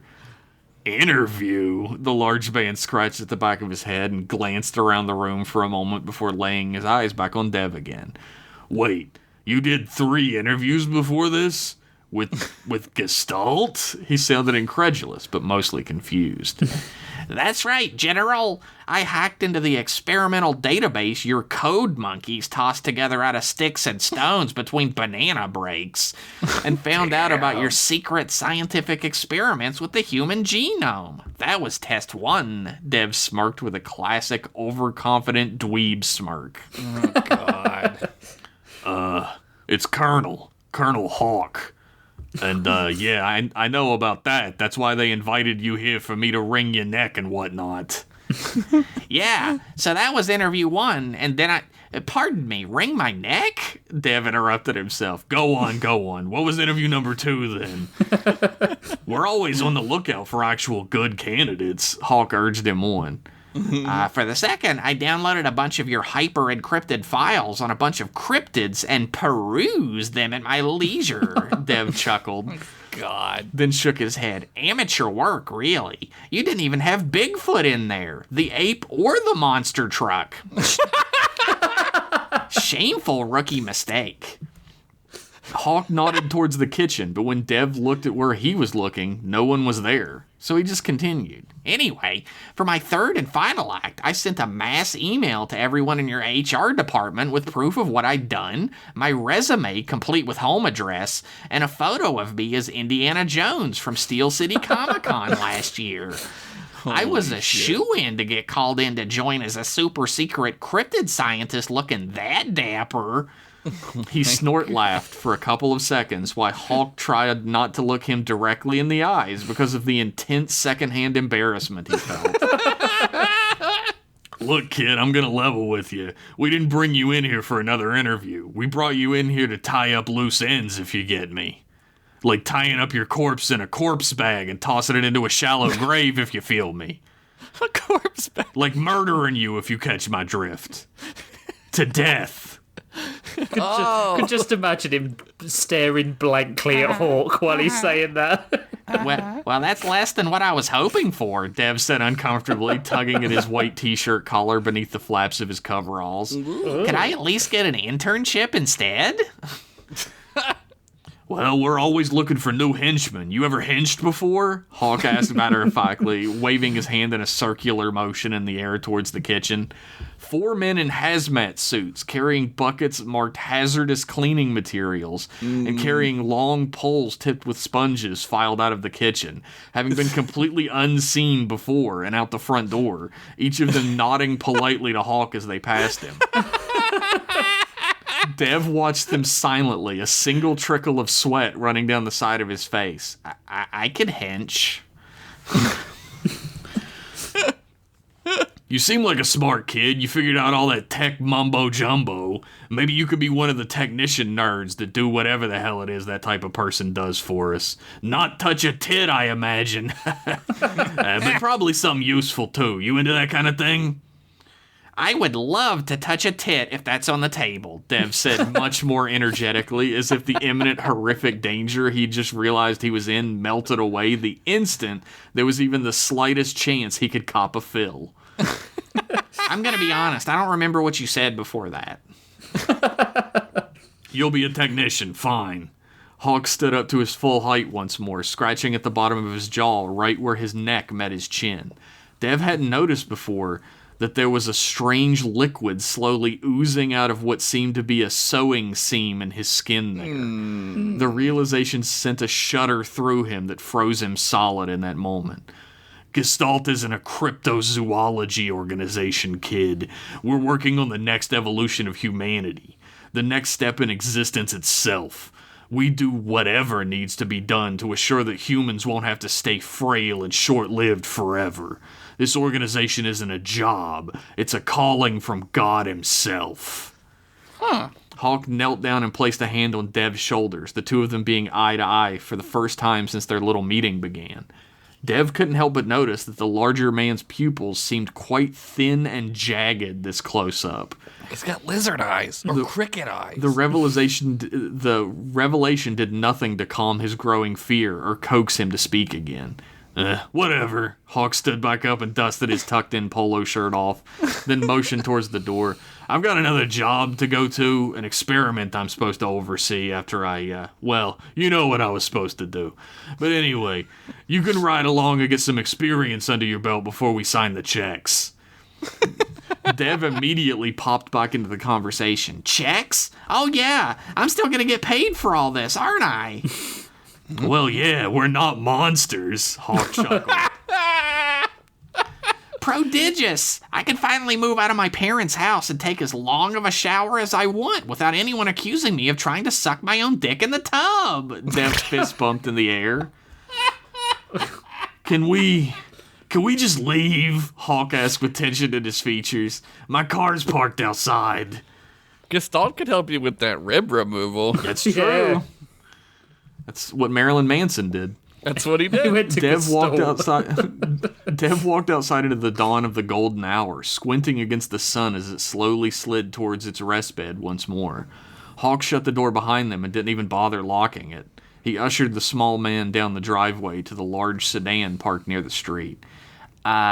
Look, don't kill me or anything for being curious, but where did my Vespa go? I've only got 2 payments left on that baby until she's finally mine and all the sexy chicas that come with it, Dev asked. Why would owning it make them come out and not... That has to be it, right? Or otherwise they'd be all over him already. Yeah. We had a hench pick it up and take it to the next location we're stopping at. You might end up doing some of that kind of work. It's gopher stuff. Hawk stood by the driver's side door and looked thoughtful for a moment. You know how to dissolve a body by any chance? Pigs. I mean, theoretically? Dev sputtered in return.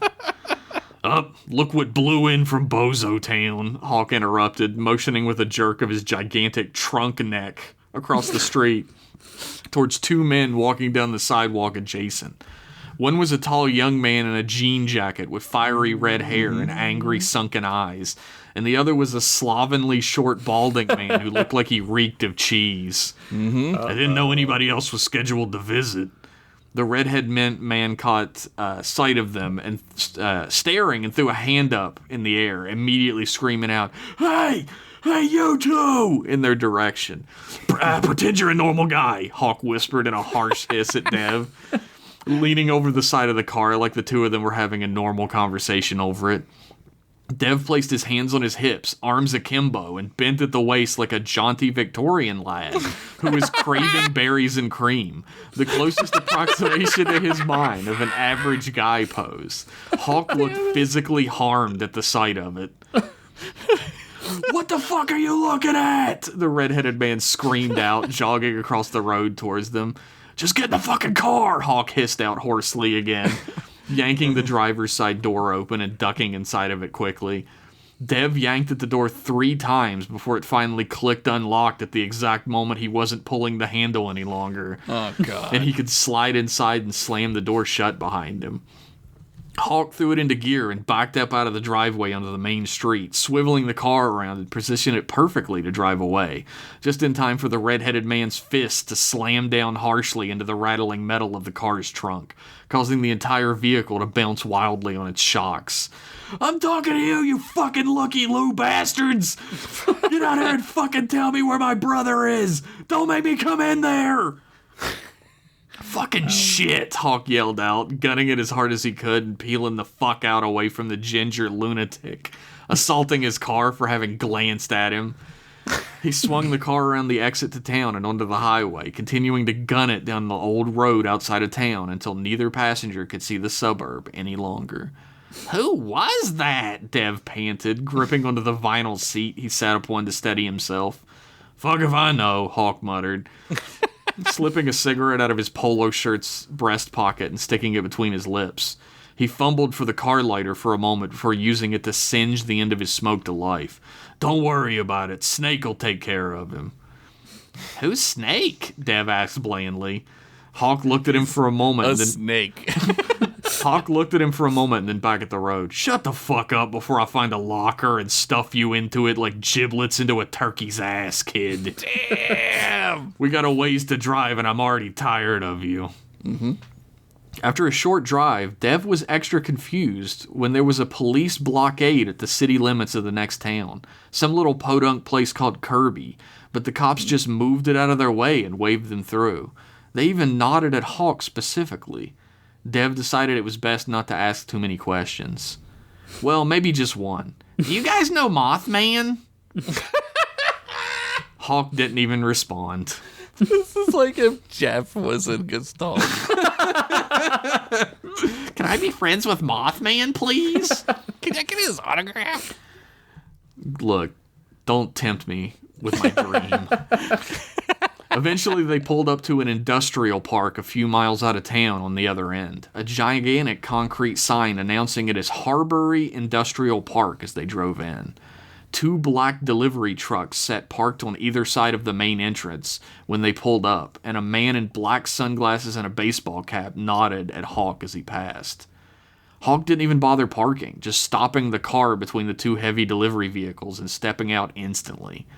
Dev followed suit, mostly out of fear, but also kind of like an awkward sense of social requirement. Mm-hmm. The building is completely secure. All standard communication lines have been severed, the man with the hat and sunglasses whispered to Hawk when the 2 of them had met up in front of the double doors. Are the civilians still unaware of our presence? Hawk whispered in return. 48 in the building, including the target from the previous office job. All right, inject the fungal spore, Hawk ordered. The double doors on the back of one of the delivery trucks exploded open on his command. A half a dozen men in gas masks, bulletproof vests, and combat boots leaping out one after another, carrying silver unmarked tanks on their back with spigot-tipped hoses. Dev took a few steps back in fear of the foot soldiers as they burst through the front doors and began charging into every room on the first floor and up the stairs beyond. The screams inside were horrific, and every muscle in Dev's body burned for him to turn and run. But as if on cue, Hawk's hand gripped tightly onto his shoulder and dragged him a few steps back towards the door. The fungal agent doesn't kill anyone, kid. It seeps into electronics and acts as a viral EMP. No phone calls in or out, no photographs, no messaging. One of the only useful inventions the eggheads in R&D cooked up between diddling their gaping, useless assholes with our company money. We're securing the building for extraction. Hawk shoved Dev towards the front door hard and pointed in after. Now go, you got a job to do here too. Dev timidly walked into the building, and at the harsh guidance of each shove by Hawk, found himself ascending the stairs to the second floor. From his peripheral vision, he could see people being held at gunpoint downstairs, each of them on their knees with their hands behind their heads. The dread within his chest threatened to burst his heart from its cage with how it overwhelmed him, but he kept moving.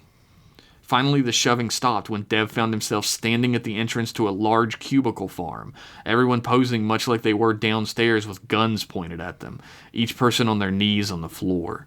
The sound of soft sobbing here and there drove home harshly just how real the situation is.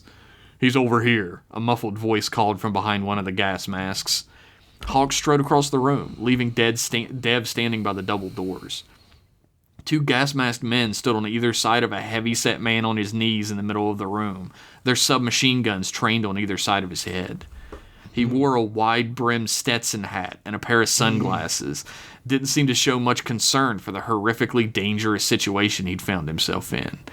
Well, if it isn't Cowboy Bob, Hawk said matter-of-factly, standing over the kneeling cowpoke on the floor. You think you could just walk free as a jaybird after having witnessed a Gestalt operation?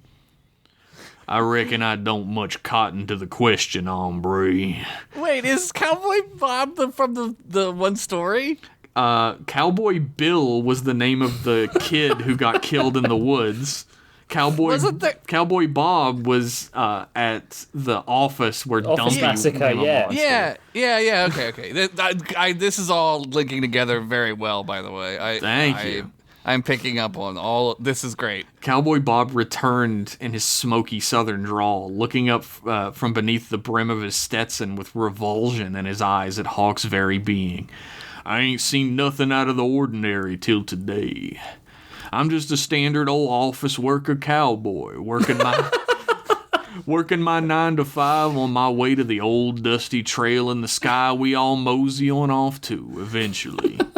Bullshit, Cowboy Bob, Hawk yelled, veins popping from his forehead and neck. You were the only survivor of the second-generation chrysalid experiment, and you want to try and tell me that was some huge fucking coincidence? You just happened to leave at just the right time? My son got killed in a camping accident the night before, mister. I had to attend to his headless corpse and funerary arrangements and whatnot. Classic cowboy things you wouldn't understand. Do I have to be here for this, or... Dev finally interjected. Both Hawk and Cowboy Bob just glared at him, causing him to take a step back into silence immediately. I'll give you one last chance to join the right side of history, Cowboy Bob. Hawk returned to his interrogation. Sometimes, hombre. On the outside, I'm rootin' and tootin'. But on the inside, I'm well aware that I've yeed my last haul. Oh my God. Cowboy Bob said somberly, hanging his head, but then raised his eyes up above his sunglasses to glare back at Hawk. I didn't know we were getting Oscar bait today. But you're gonna have to be one rough and tumble son of a bitch to slap leather with old Cowboy Bob, city slicker. Slap leather. Shit. Cowboy Bob raised up suddenly, slamming his forehead into the gas mask of one of the guards, sending him stumbling back into the copier and dumping paper and plastic trays all over the floor as he fumbled over it. With one quick swing of his leg, the second guard went tumbling to the ground, slamming into it and shattering the glass lenses in his gas mask. Cowboy Bob took off at a run, his hands still tied behind his back with metal manacles, but that didn't slow him down at all. He turned his shoulder towards the giant glass window at the end of the cubicle farm and leapt straight through it. Glass exploded into every direction, and Cowboy Bob flew out the window, disappearing over the edge of it as he leapt. There was a moment of silence after, before gunshots began to ring out loudly outside the building. He's escaping on foot! Code 11! I repeat, Code 11! We can't hit him! A voice crackled to life over a radio laying on the ground, next to the second guard who had been keeping Cowboy Bob in check before. He scrambled to pick it up, but Hawk knelt down and slapped his hand away violently, picking it up himself. I'll handle Cowboy Bob myself. You release subject number 2 to clean up. We're done here. Dev, for his part, was cowering behind a cubicle wall, barely peering over the top of it like the world's sissiest Kilroy was here graffiti. Holy shit. Hawk turned and pointed a sharp finger at him, the man's eyes bloodshot and wide. You! Fuck! Dev screamed out instantly. Get down to the basement and retrieve the main server back up. We're torching the rest of it. Prove yourself to Gestalt and you'll be rewarded. He turned to walk away, but stopped and turned back, speaking from between gritted teeth. Fail, Gestalt, and be punished in a manner you cannot even begin to conceive of. Yeah, we're gonna crush your Vespa. Colonel Hawk then turned and ran towards the shadowed open window at the other end of the cubicle farm and leapt out of it, disappearing over the edge just as Cowboy Bob had before. The sound of a bird screaming out its hunting call in the distance rang out between the buildings of the industrial park. What? Dev ran, pretty fucking instantly. I'd love to tell you that all of his pee stayed inside of his balls where it belonged, but right. Shit happens. That's right. In this case, piss happens instead of shit, but only because he went at the gas station before he got to the interview earlier. I gotta get out, I gotta get out, I gotta get out, Dev repeated to himself feverishly, running downstairs past where all the armed guards once were. But now they were gone? He was suddenly confused enough to stop running at the bottom of the stairs. All of the office workers were alive, kneeling and standing around panting and frantically trying to explain their situation to one another. Did Gestalt just leave them as witnesses? The sound of exploding glass, metal, and stone bursting inward answered his questions in a manner he'd never fathomed in this situation. Which was ironic, since he devoted his entire life to that exact manner up until this point. You see, a monster was running full tilt up the foyer hallway towards him in that moment, proving everything he had ever wanted to believe, but in a way that ruined it all for him in a single moment. Be careful what you piss for. The thing was, and he did. The thing was gigantic and covered in a wet green chitinous armor in segments that grinded against one another as it moved. Two gigantic black orbs of eyes pierced into Dev's very soul with the endless abyss within them. A skittering set of mandibles below it flying open and closed as viscous green liquid ejected from it from every movement. It drew its human-like arm back, and a long black prehensile blade exploded out of it like a bone dislocating, creating a bloody, shining scythe in the open air that it swung from behind like a guillotine. What Pokemon is it? It's Pikachu!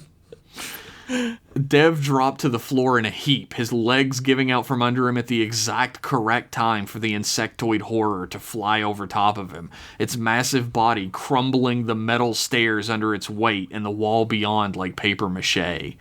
Blood flashed into the air as the beast hacked through human flesh and bone like a thresher through wheat, sending body parts flying through the air like the chaff into walls, and bouncing against floors amidst the shortcut screams of its victims. Dev crawled along the floor, the massive beast leaping through the walls across one side of the hallway to the other behind him, causing the entire building to shake and collapse in violent bursts in on itself, as the very stability of the office began to give way to the bloodbath that Dev could not see with his head down so low against the ground. It took him what felt like a lifetime crawling and fumbling across the floor, like a cartoon forest creature trying to escape a huntsman in a comedic oil slick trap. But the oil this time was a bunch of fucked up blood and shit, and Elmer Fudd was Cricket Man instead. You get it. We're all on the same page now. Finally, he managed to lay hands on the free-hanging remnants of the front door to the building and shove it aside to charge out into the chilly dusk air. The sun was barely peeking above the horizon now, and the limited light made it hard to see, but he still searched frantically around for any chance of escape he could possibly find. The two delivery trucks, as well as the old sedan Hawk had brought him in, were completely gone. What the fuck? But there, parked across the front parking lot, like a beacon in the cold oncoming night, was his beautiful lime green Vespa, keys dangling from the ignition. Some henchman had brought it along to where they were headed, just like Hawk had said.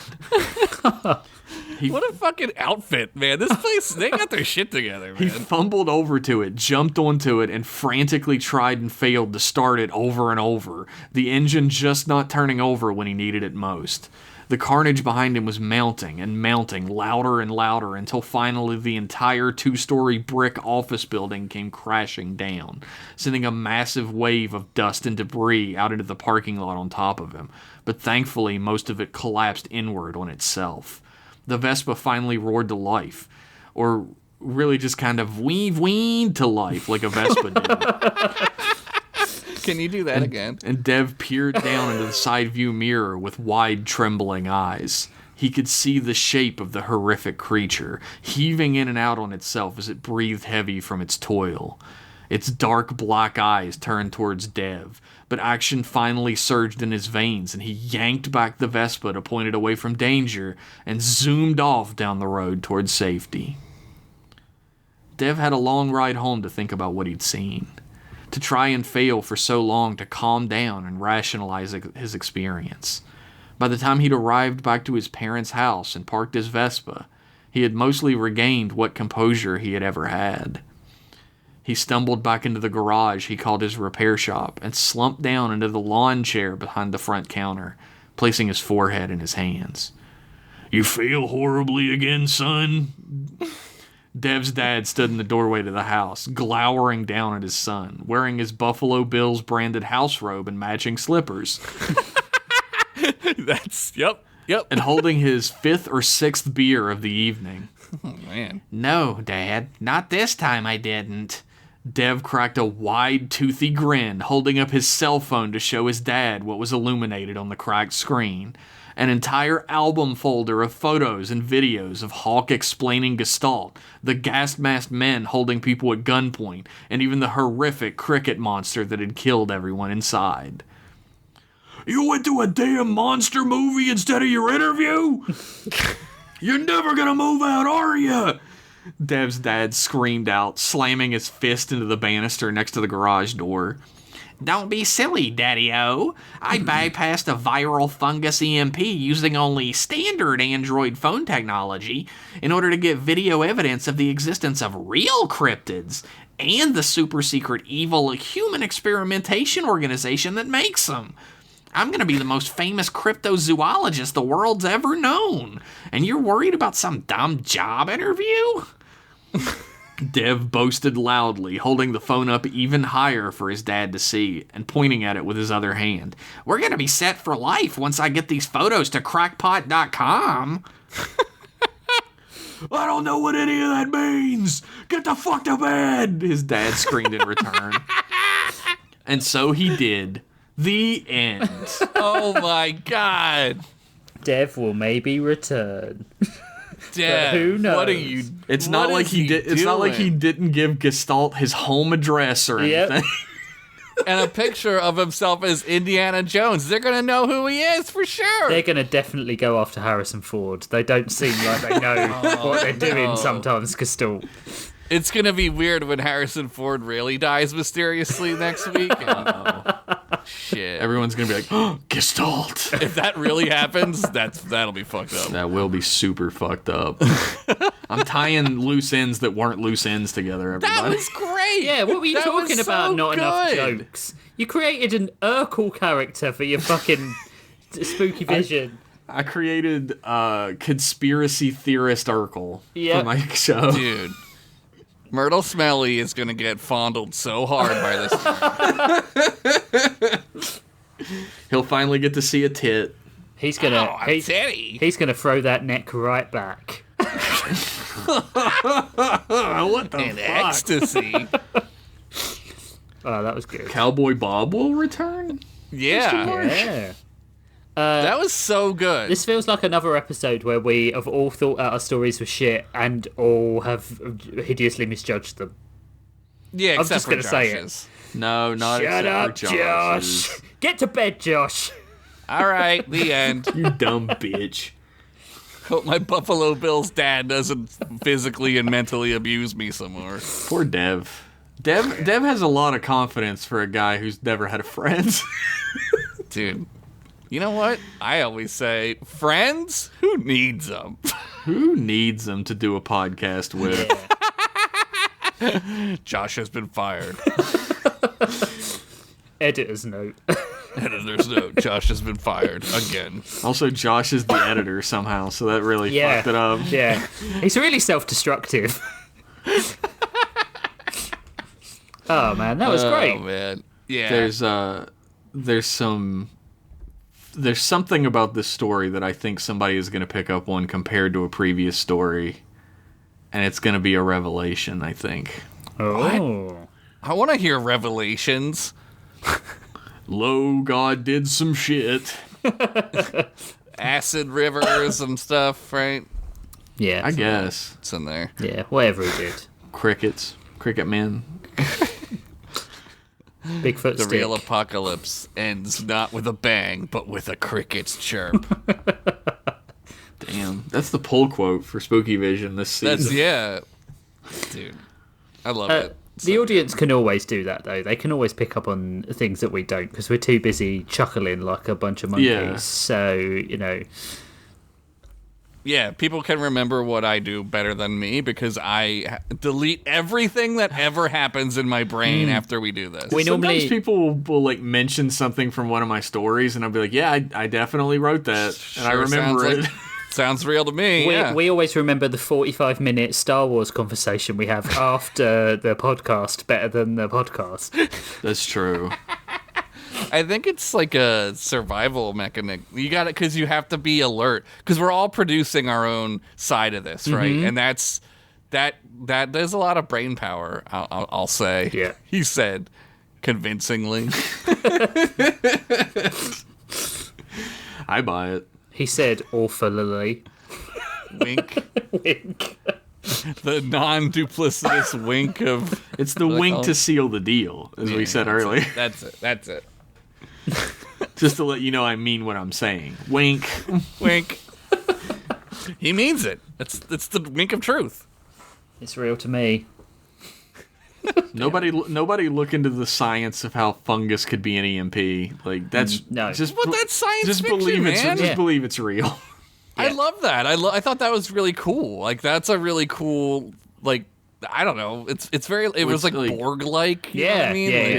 Even if they, like, the way I want Gestalt to seem is that there's no way to prove that humans had anything to do with what happened. Yeah. Yeah, what because you're like the describing monster is, destroys everything as cleanup, and like the fungal shit is just going to seem like they had a problem with mushrooms. Yeah, it's like the bigger the secret, the more unbelievable it is, right? Like that's true. Like it's like a perfect cover. Like we don't know what happened. By the end of the season, you will understand Gestalt from the bottom to the top. I promise you that. Okay. Like my neck, my back, like from the pussy front to the and back. my crack. Wow. Wow. Oh, Want some of that sweet gussy. Oh my god. There's fungus in it. Ow. I think that was great. I think we did a good episode, boys. Thank you. Yeah, it was good. It was like a solid 8. Yeah. Well, everyone seems to think we're getting better. So Really? Yeah. Wow. Like, I haven't listened to the really show, good. so yeah. I don't know. I'm not a fan of this show. I don't listen to this garbage. I have to live it. Where the fuck am I? What day is it? Why would I listen to a podcast I already heard live? Yeah. That's true. That is damn true. Me too. The only Wait, part I listen to didn't hear this. was my own, and I don't want to hear that shit. Yeah, I don't want to hear me talk. Ugh. Have you ever heard me talk? Oh, God. I hear you talk yeah. a lot. I'm sorry. I'm so sorry about that. I love it. I love your voice. I wish I could delete it from your brain. I would be quite cross with you if you did. Cross? I have Like no crisscross? horse in this race. Okay. Rich Masters coming out saying he does not give a shit about Josh Henderson's voice. I mean, it's a voice. It's the same. Here we go. You know, The truth comes out. you can't Here we change go. it. So it's the voice of my best friend, is what I think of it as. Jeff's winning so far, Rich. I don't know what the hell you're doing. You're digging up. You gotta dig up, stupid. Man, I don't play this one-upmanship game. It's a voice. We've all got voices. Let's just move on, man. Yeah, no, like, I learned a long time ago, like, there's no sense even thinking about it. You just kind of have to deal with it. Yeah, if it you're going to just do is. like an audio format, you just have to be like, it is what it is. Yeah. Yep. Absolutely. In and out. That's all right. Yep. Oh, right. In and out till climax. Now what do we do? Well, now we close the cover on this week's episode. So we got, Here, was still not closed all the way. Jesus, Okay, we need to I got oil it. this shit. Yeah. okay, so I don't want to get rat lung from sniffing its glue, though. right, so we need to bring out the all C prompt ball. Oh, it's wubbing, baby. Wow. The first prompt is cryptids. Well, someone's gonna do well from Wow, that one. Fucking shit. That's I already fucking did that. Unfortunate. That's unfortunate. Oh, He man. did that in every other episode. He does that every week.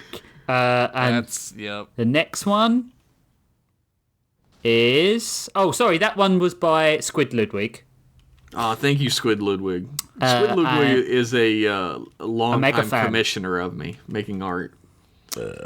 Heartfelt. Don't you Heartfelt. fucking Rick and Morty my heartfelt statement. I was drinking Gatorade. What's the other one, Rich? The other one is Passages by Anthony Stoker. Bram Anthony Stoker's Bramthony Stoker. So Bramthony Stoker's Blackula. cryptids and passageways. Passages. So that could be either passages in a book or like passages. In a like as a hallway. Oh, he's right. Yeah, you could double up. God, I was gonna do the same thing. Same guy. Tag team back again. 1994. Big thanks to Vidison for the use of his music. I'm just gonna go on. Just step on it. It's fine. It's all right. It's good. Step on me, Daddy. It's perfect. Thanks, Vidison, for the use of his music for our theme tune. It's awesome. You can find out everything you want about Greg at vidison.card with 2rs.co. Now, if you thought passages, cryptids, what sort of ding-dongs are putting these prompts forward? Well, then... I love that we insult our patrons.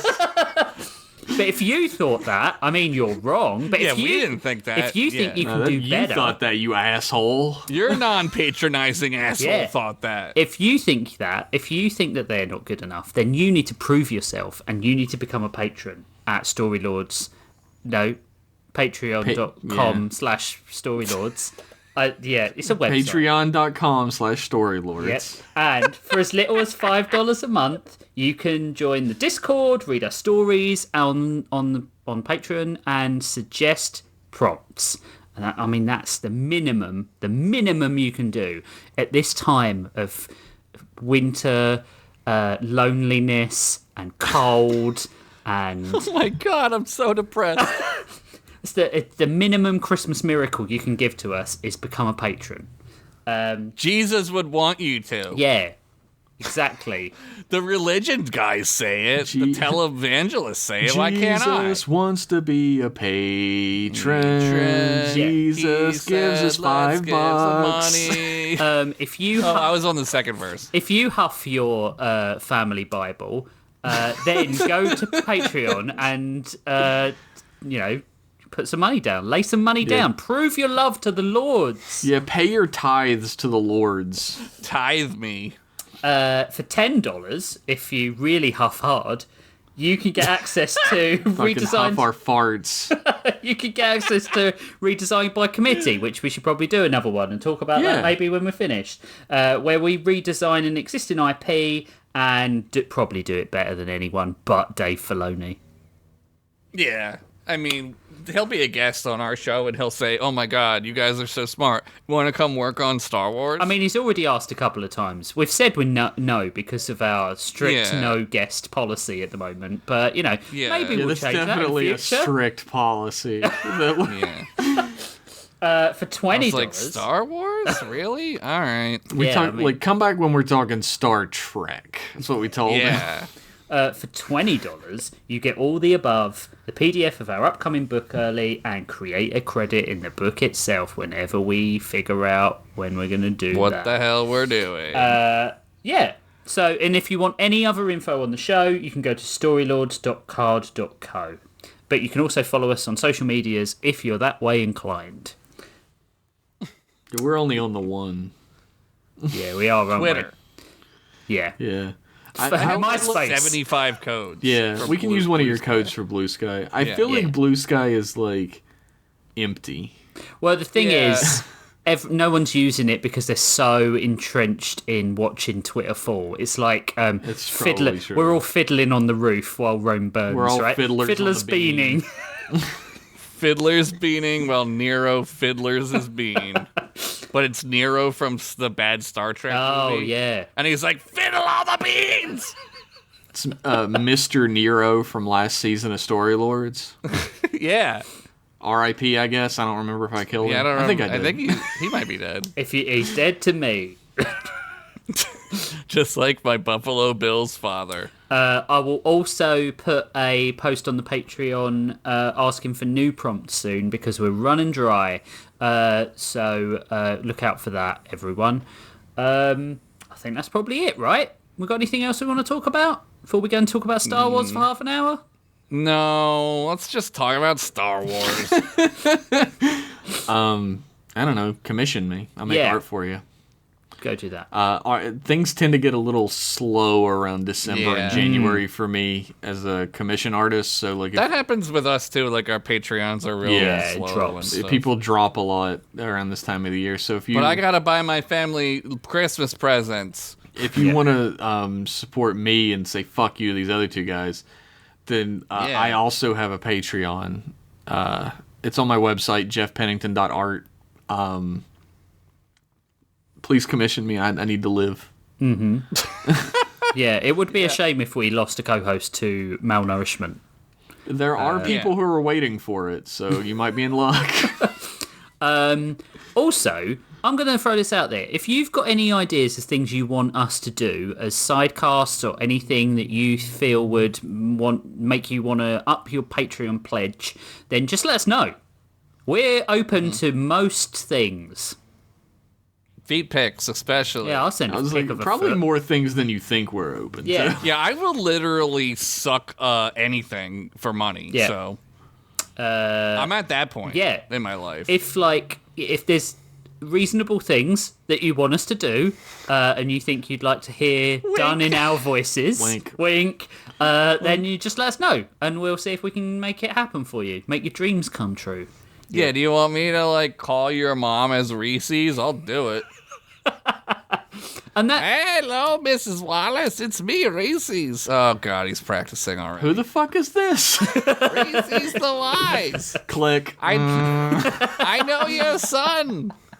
I know your son, Bilbo. Or daughter, I don't know. And that also includes merchandise ideas. If you've got merchandise ideas that you're genuinely excited about putting money down for, you need to let us know. Now we might do is a pre-order thing. I've been looking around to see if there were any good printing places here, because I imagine most of our people are going to be in America who want any merchandise. If you're not, then fucking take it up with the rich. Yeah. But we might do a pre-order thing where however many t-shirts we get paid for up front, we'll print and ship out to you. Maybe I'll do a little doodle with them or something. Yeah, that sounds like a good idea. And then if there is maybe I'll fire Josh off the podcast afterwards. Oh, sick. If there is that's why we've put it off for so long, because we're worried that he's going to do something. We did the Patreon immediately, though, so we were pretty fearless on that one. Yeah, that's weird how that keeps happening. But if there's lots of European or I suppose British people, because we're not part of Europe anymore, because half the population are a bunch of fucking morons, want to order shirts or anything like that. We could always make it that we order, if we have enough, I could order and pay for postage and then send out, postage is not going to be cheap. No, This is boring. These people don't care.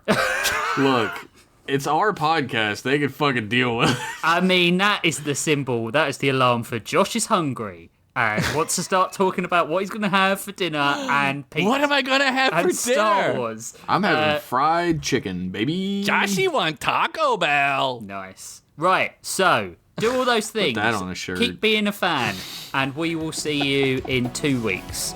We love you. We love you all. Bye-bye. Bye.